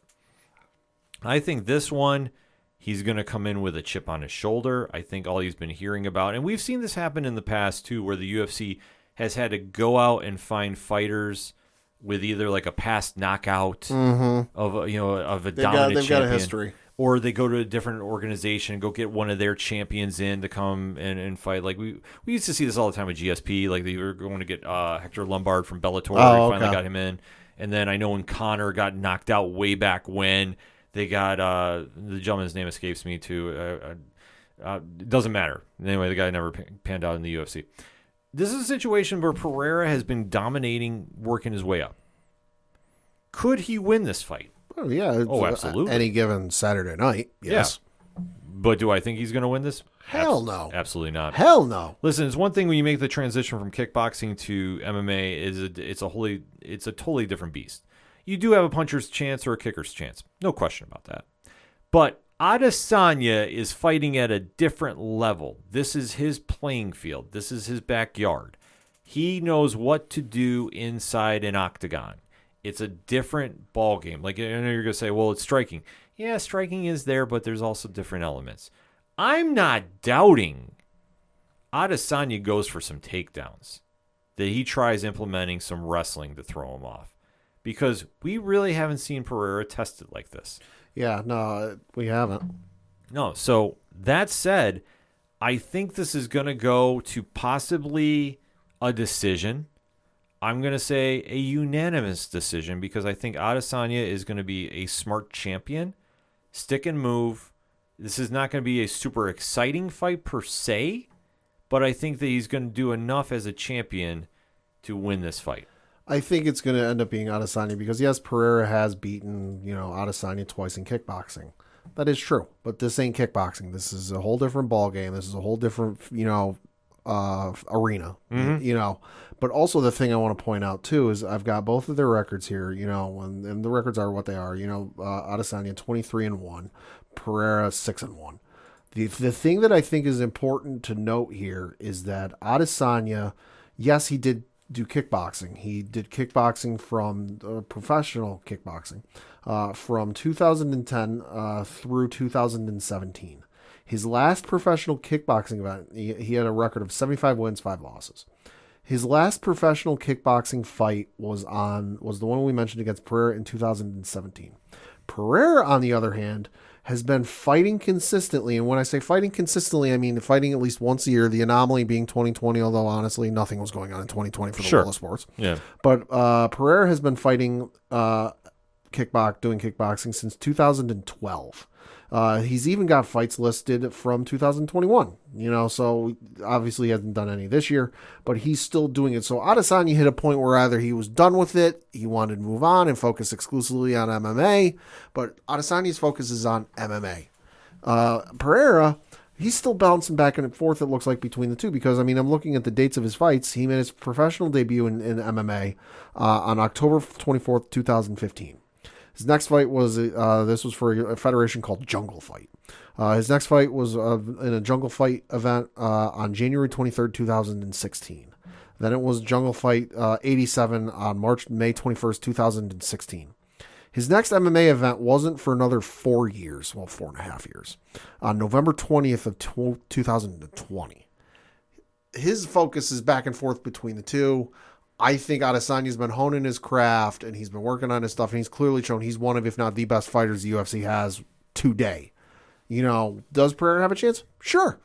But this ain't the same Adesanya you beat, all those years ago in kickboxing. This ain't kickboxing. This is a whole different animal. I agree. I think this is going to be Adesanya all day. I'm going to say unanimous decision. Okay. I'm going to say the same thing. So we'll lean that way. But still, a stacked card for UFC 281. Cannot wait to talk to everybody about this. I know Mike from the Multiverse of Badness is going to have a lot to say about this as well. So you definitely want to hit him up, ask him for his picks on this, and definitely hit us up and ask us a little more in-depth conversation. We'll be live tweeting during this. I know that. I don't think we're going to go back to 607 Podcasts on Twitch. I don't think for this one. We usually try doing the live reactions. I don't think there's any talk of that, and you know what? I'm kind of okay with that too. Yeah. Because you know what? I could see us really exploding during the whole Poirier-Chandler fight. Probably. That could get completely out of control. Probably. But in the meantime, though, hit us up on that hashtag regardless. Hashtag ODPH pod. What is your thoughts about UFC 281? What fight are you most excited to see? What do you think about Frankie Edgar's legacy? This is his last one in the UFC. How is he going to go out? Let's talk about this. What about Asanya and Pereira?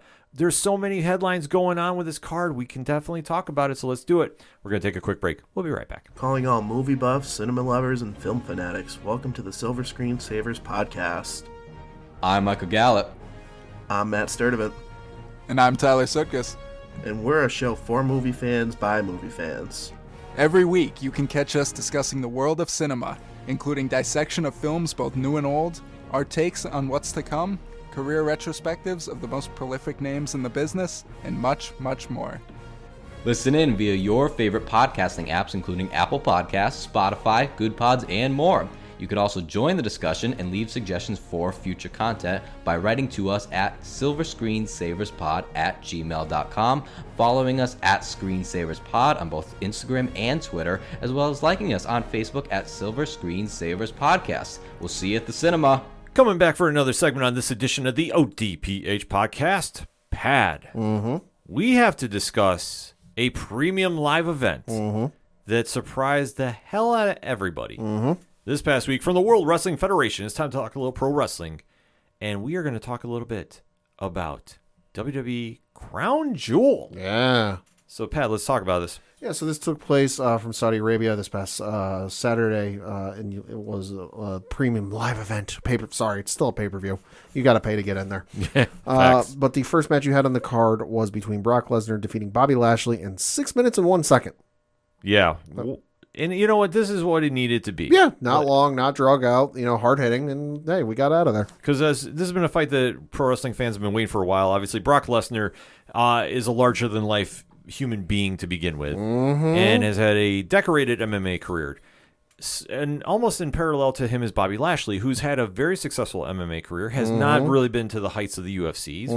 He's fought in some other promotions, but he's a very well-known pro wrestler. Yes. And they have been teasing this fight for many years. And when you're going Since he came back. since Lesnar has come back and Lashley too, came back, to the WWE, like this has been a fight fans have been waiting to see for many years. We did get a little tease of this previously, but this was a full-on fight between both of them, and obviously going over to the Saudi Arabia house show, which it always is. Yeah. That's what we've always talked about. It's a premium live event. It has never felt like that before, but it was a situation that definitely they kicked it off the right way. And with Lesnar winning, this sets up for some more to be happening at Survivor Series, which I love that they're going to kind of continue this a little bit. So it's smart too, because when Lashley decides to take out Lesnar at the end of this, it does what it does. So I'm all here for it. I thought it ended great. Obviously, continuing the storyline. So excited to see this at War Games. Next up was for the WWE Women's Tag Team Championships, where you had Alexa Bliss and Asuka defending their belts against Dakota Kai and Io Sky of Damage Control. And you had Kai and Sky emerge victorious, pinning the champs in 12 minutes and 51 seconds to become your new WWE Women's Tag Team Champions. Very solid match. Happy Damage Control won. I'm not a fan when wrestlers are kind of thrown together as a tag team, and then you think they're going to go on a big title run unless they're going to stick around and be tag team wrestlers together. They were already teasing a little bit, too, with Alexa Bliss, who obviously has had a past with Bray Wyatt. During an interview segment, we did see that the Wyatt 6 symbol, as they're calling the it, moth or whatever, came on the screen, and obviously saying, okay, well, we might be going back to Bray and Alexa at some point, or some kind of variation with that. So, like, the minute you kind of see this, you're like, all right, we know this is not going to be long-term, no matter what. And obviously, with Asuka, too, I think they're teasing some stuff going on with her breaking away to go solo a little bit as well. So seeing Damage Control, who's been a very solid tag team, get the belts back, they can definitely, it makes more sense to me. I mean, the match is good. Obviously you've got Dakota Kai and Io Sky who've, worked together, against each other, together with each other back during their time at NXT. And then you've got Alexa Bliss and Asuka, who are two fantastic wrestlers of this generation, on the main roster.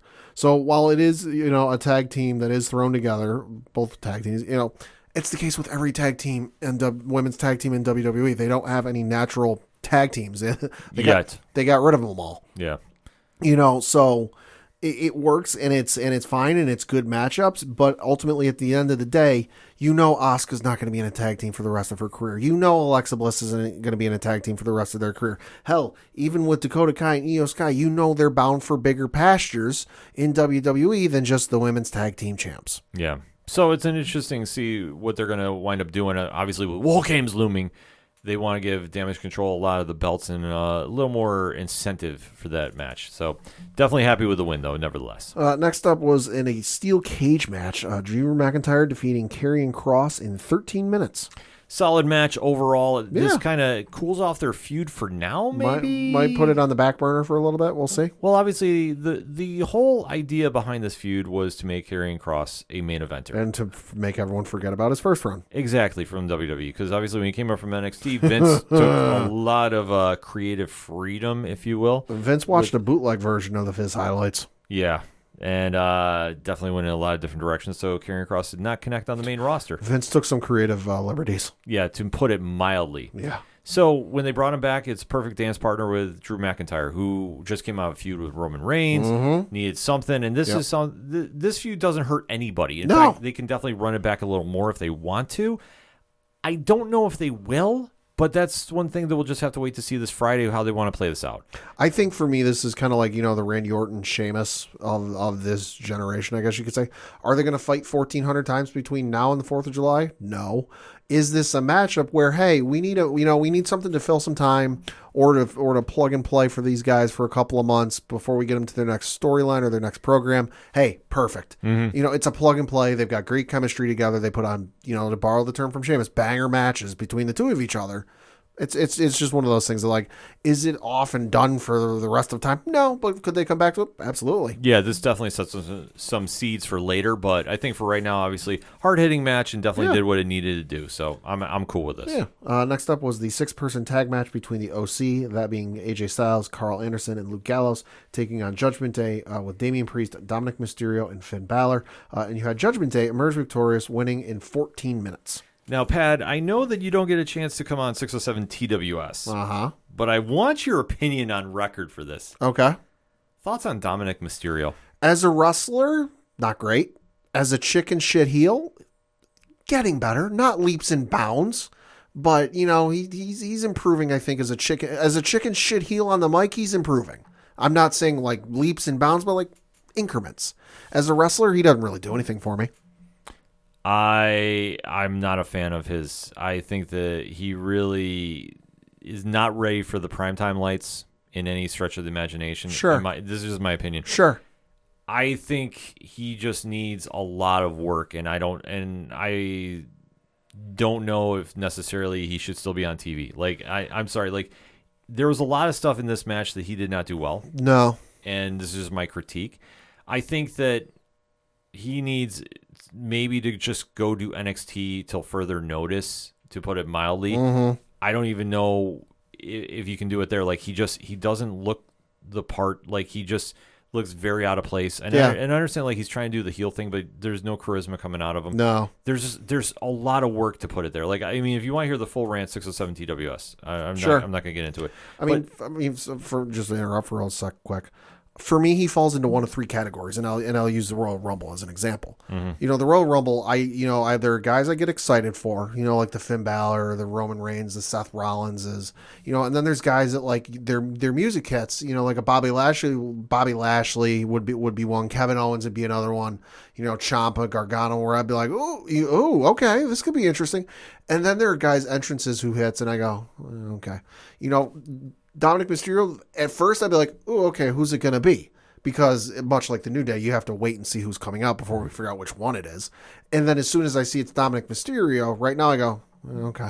Yeah, I'm just sorry. Like, I think he took a lot away from this match. I mean, this is the big return of Gallows and Anderson with AJ Styles, the club or the Bullet Club, which I know got mentioned on air. Yeah, it did. Which it until did. we see some shirts, it's a nice nod to the internet. But I mean, listen, they're letting Shinsuke Nakamura go to the Wrestling Noah show. They might have a handshake agreement with the powers that be to use the term. I think it would be smart.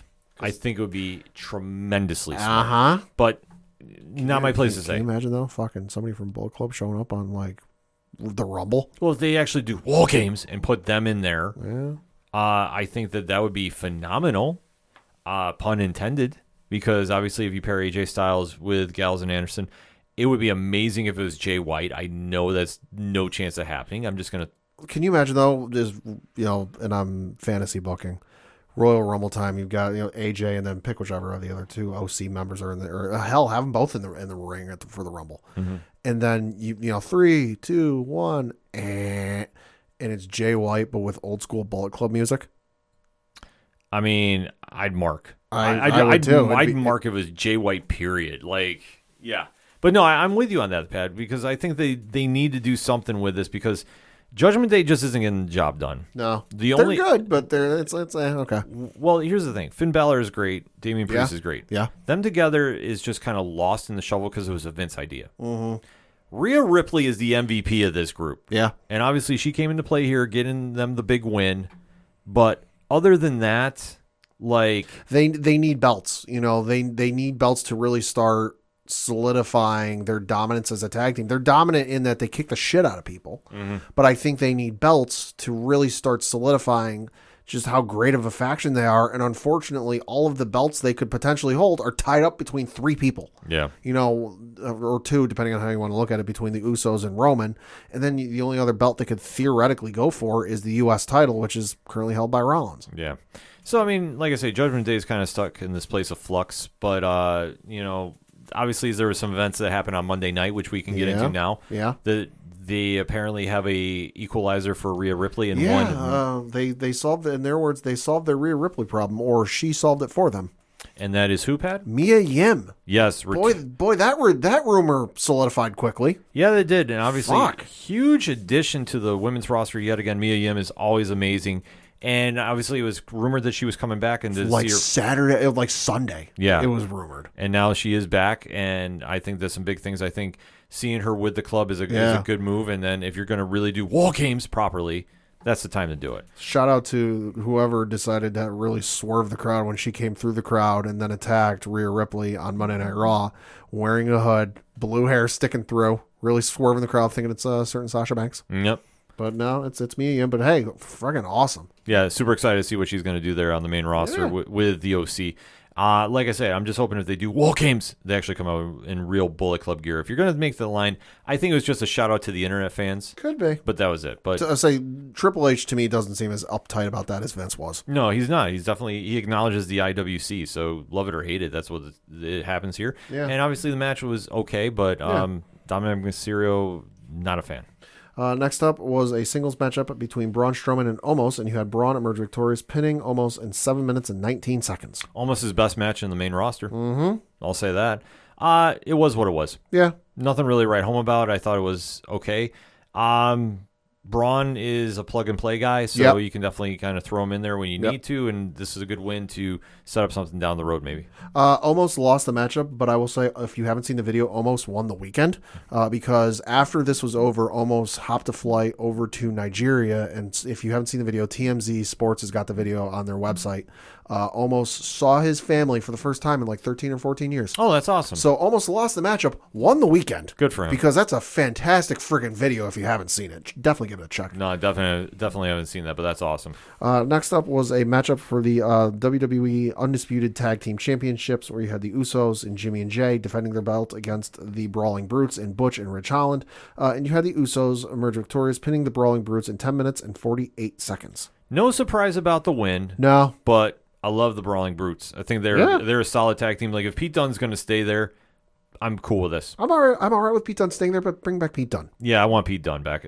However, Butch. Don't get me wrong, but the Butch, the running around, he's crazy, he's unpredictable. You don't know what he's gonna do. It's funny, but like I miss the guy who like could snatch your arm out of midair and then like start to twist your fingers and be like, oh shit, he's gonna quote unquote break the finger. I miss that Pete Dunne. Yeah. But solid match overall. I mean, it's the Usos. What are you going to say? It's the Usos.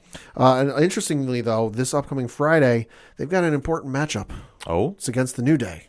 Oh, that's right. If they beat the New Day, they will beat the New Day's record for the longest reigning tag team championship in WWE history. Or however that statistic works. Whatever record the New Day set for longest reigning tag team championship. Yeah.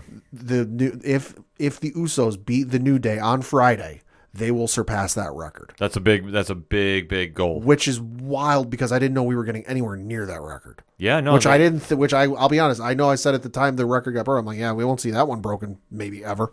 No, well, I mean, the thing is, Bloodline is big money. That's true. So keep them champions as long as the dollar signs are coming in. Like, I got no problem with And they hyped the shit out of it. If you haven't seen the promos you had between the New Day and Usos on Monday Night Raw, check out that video. God damn. Yeah. In your co-main event of the evening, you had Bianca Belair defending her belt against Bayley in a last woman standing match for the WWE Raw Women's Championship.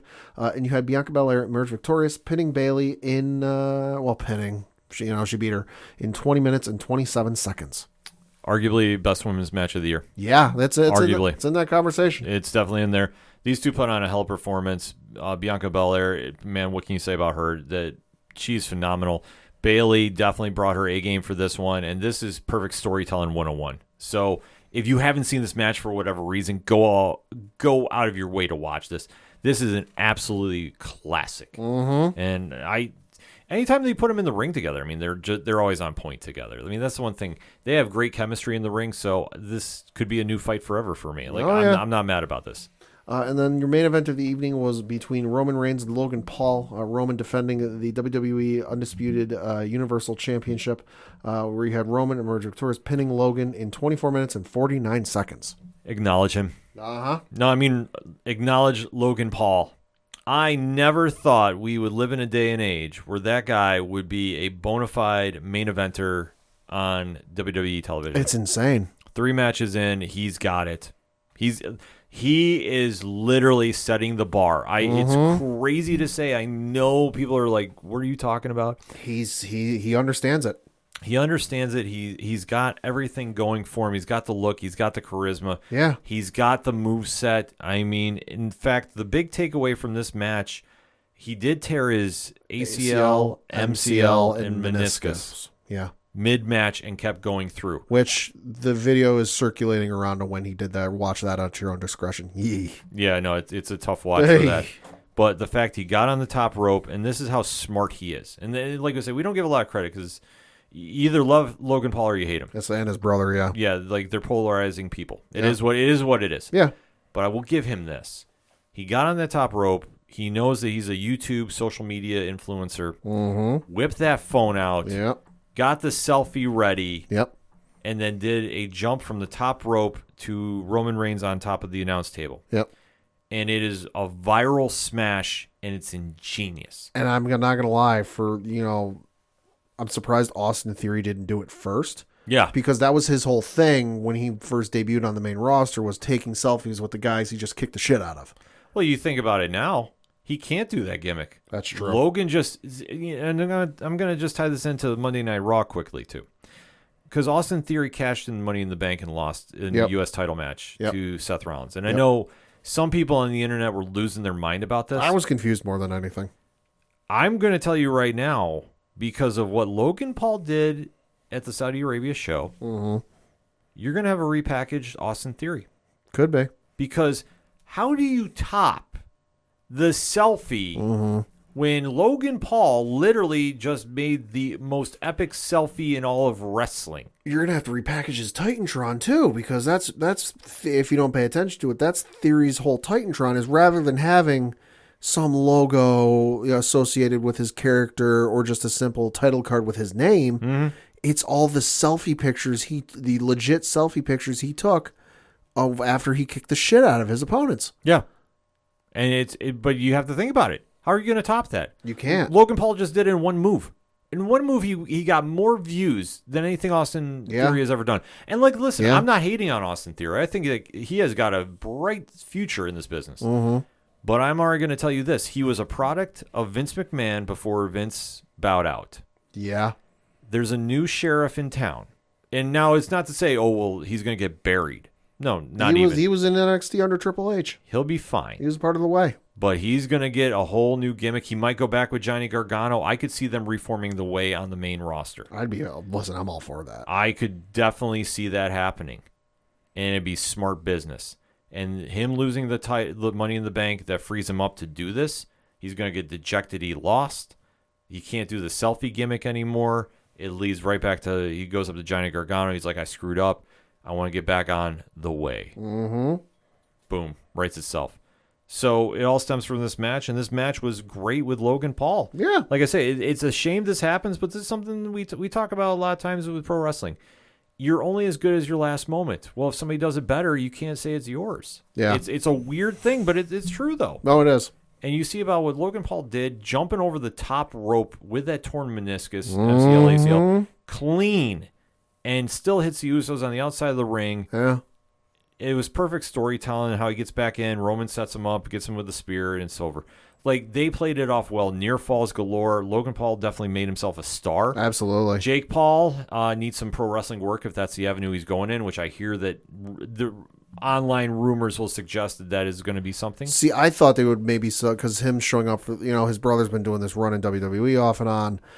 Jake hasn't been there for any of it. Jake's been maybe in the crowd, maybe in a sweet box for something, but in terms of being on camera, I don't think he's ever been there. He's shown up on a couple pre-shows. Okay. But in terms of like actually participating, he hasn't been involved in it. So I thought, because Jake started attacking the Usos, and I'm sitting there going, ooh, okay, they're going to set up for Usos versus the Pauls. Belts or no belts, I don't care. That could be awesome to watch. And then the whole ACL, MCL, and meniscus thing came out, and I'm like, well, that puts a delay on those plans. Well, I think you could still do it. I think you can still do it, but I think there's a couple different ways you can go with this now. With Logan Paul being out for a while, you could have Jake wanting to challenge Roman for revenge. Sure. But Roman's going to look at him and go, You ain't done nothing. You're nothing. You have to go through Solo Sikoa first. Sure. And then you can do something there if you want. But because hear me out. I think all signs point to Kevin Owens and Sami Zayn being the team to dethrone the Usos. I'm for it. At WrestleMania. Like that pop's going to be insane. Oh, absolutely. Hollywood or anywhere else. Because I think by that time, I mean, granted, Sami Zayn in the Bloodline is the most over thing in pro wrestling right now, and you can't tell me otherwise. Oh, yeah. But I think that they'll set it up perfectly that after Royal Rumble, there'll be some seeds, shifting towards Sammy's disfavor. You're right, though. Sammy is the most over thing in pro wrestling because you had the fans in attendance at the quote-unquote press conference for Crown Jewel chanting Sammy's name when anyone who knows behind the scenes knows full well Sammy will never show up at that show. Yeah. And you even had the fans chanting Sammy's name last night at the Wilkes-Barre Scranton show for Monday Night Raw, and Sammy was not there for, well, who knows why. No, just Sammy didn't need to be there because, it was SmackDown. He usually stays on the SmackDown shows. But you go right to the point. Like, he's the most over right now. Like, they're not going to do anything to jeopardize that at all. No, absolutely not. So you have to think that when they decide to do that, they'll make the biggest amount of money they can. And it's going to be a win. But it just goes to show that WWE can actually pull this off with Logan Paul being a main eventer when he's ready to come back. Hell, I'm not doubting him coming and winning Money in the Bank possibly whenever they have that. If it's at WrestleMania he's not cleared, then no. I'll say that's the rumor, is the Money in the Bank's going to move back to a WrestleMania match. Do one on each night. That makes sense. Yeah. But I think whenever they want to do something like that, don't doubt this kid coming in there and winning. He just definitely earned a lot of respect from people, especially working through a tear like that. He could have easily have said, I can't do this, and wrapped it up. And you know what? Kudos to him for doing it. But overall, Crown Jewel, solid card. Yeah. Definitely worth the time watching. So if you haven't got a chance to check it out, go check it out on the Peacock Network for the replay. And in the meantime, hit us up on that hashtag ODPH pod. What is your thoughts about WWE Crown Jewel and the fallout on Monday night. We talked about Mia Yim. Mm-hmm. We talked about Austin Theory losing the Money in the Bank shot. Yeah. Also of note, one of the two what match? War Games matchups are set. You're going to have Damage Control with Nikki Cross, former 24/7 champion. Former 24. Yeah, I think that belt's officially dead in the water. If you haven't seen that clip, much to the chagrin of Dana Brooke. But you're gonna have Damage Control with Nikki Cross going up against Bianca Belair, Asuka, and Alexa Bliss for one of the two War Games matches. War Games. So that's getting slowly set. Yeah, a lot of exciting stuff happening with WWE. So definitely hit us up on the hashtag. Let's talk about it. And if you're looking for more pro wrestling content, make sure to check out the latest edition of 607 TWS, The Wrestling Show, on your favorite podcatcher. And Blogs Count Anywhere, found on ODPHpodcast.com. We're going to take a quick break. We'll be right back.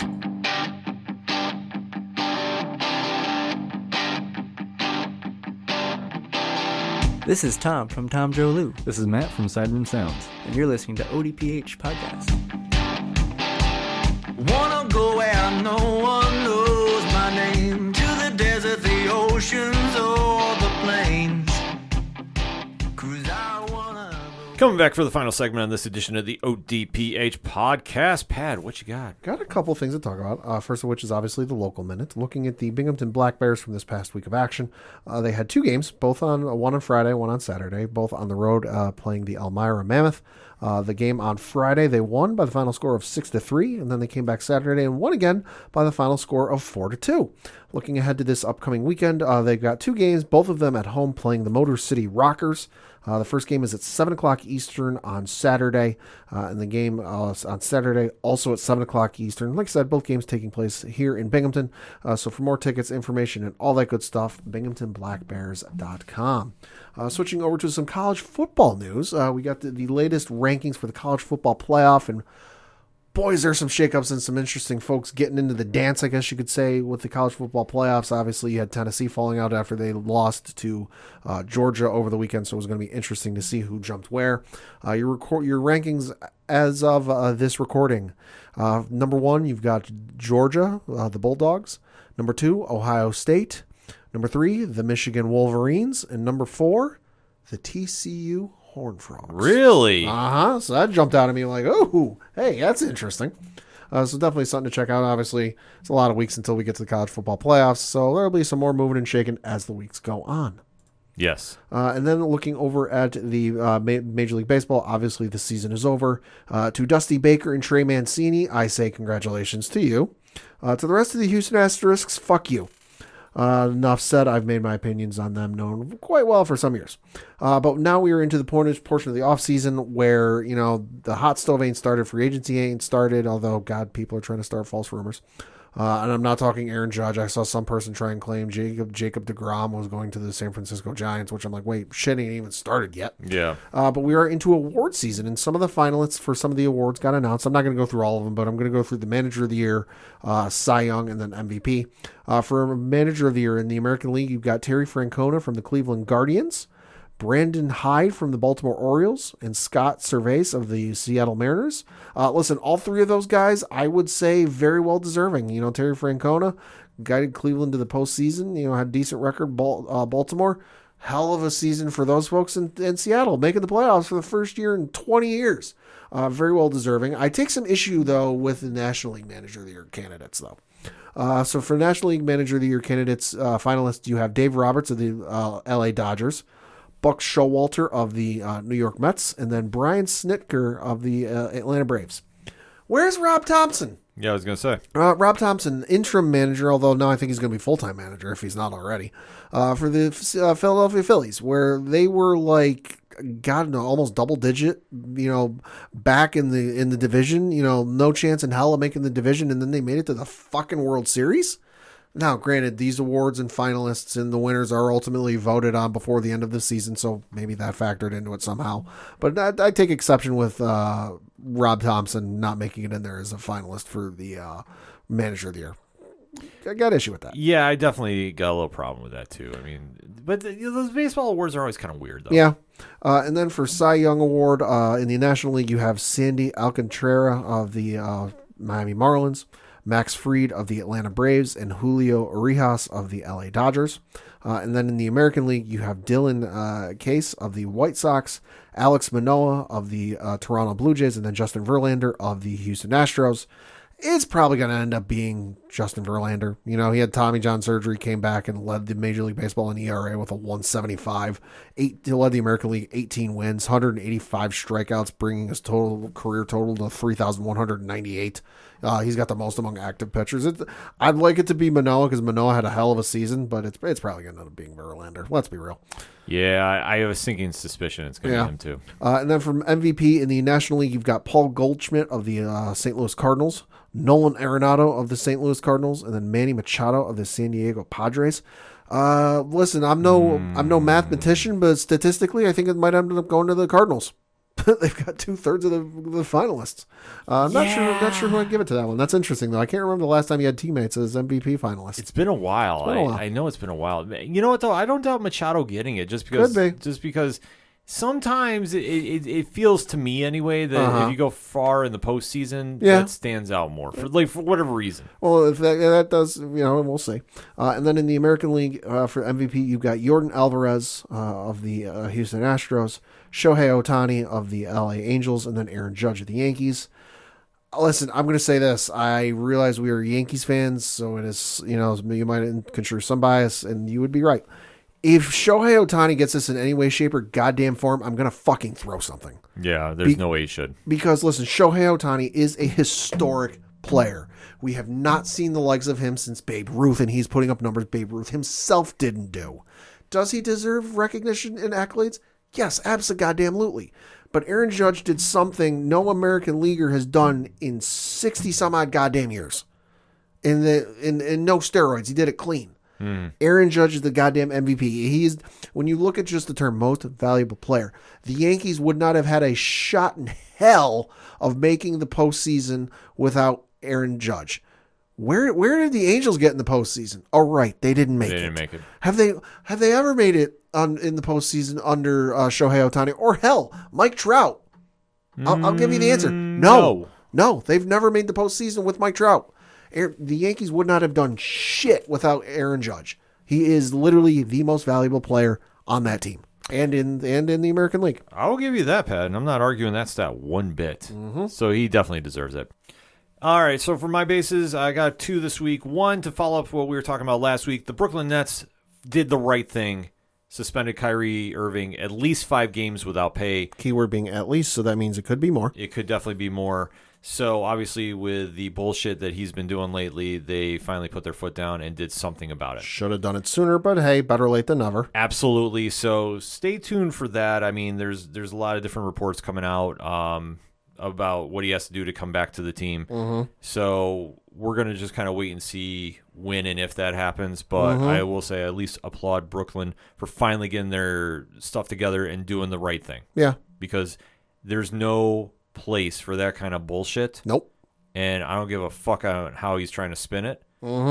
There's no place for it. The fact that it took, him getting suspended to even say anything that wasn't like dodging around it or doing, the Texas two-step, speaks volumes about how he feels about the entire situation.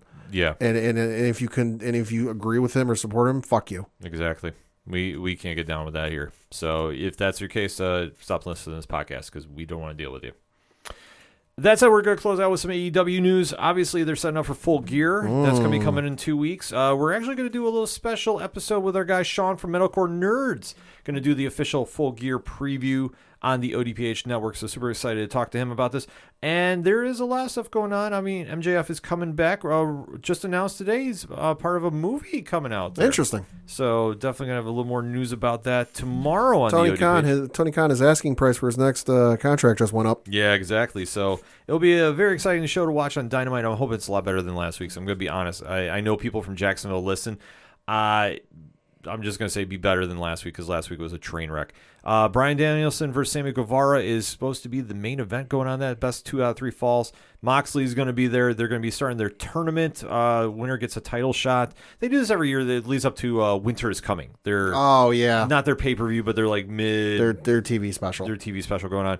Eddie Kingston versus Ethan Page is going to be featured on this week. So a lot of good stuff happening on AEW. So like I say, just be better than last week. That's my only goal. And if you want a more in-depth detail reason why, we don't do too much of the wrestling talk here because we save it for 607 TWS. So you definitely want to make sure you're checking that out and you can get the full comparison. But trust me, if you hit up Pad, you hit up me, we'll talk anything sports with you amongst a whole parlay of topics because that's what we do here on the ODPH. Keep it short and sweet.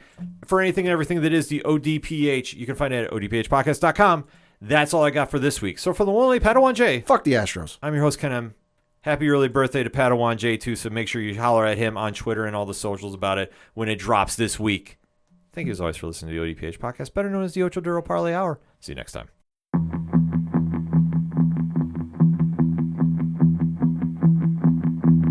Gotta be down to the punch. Gotta be down to the punch. 'Cause they can't bring me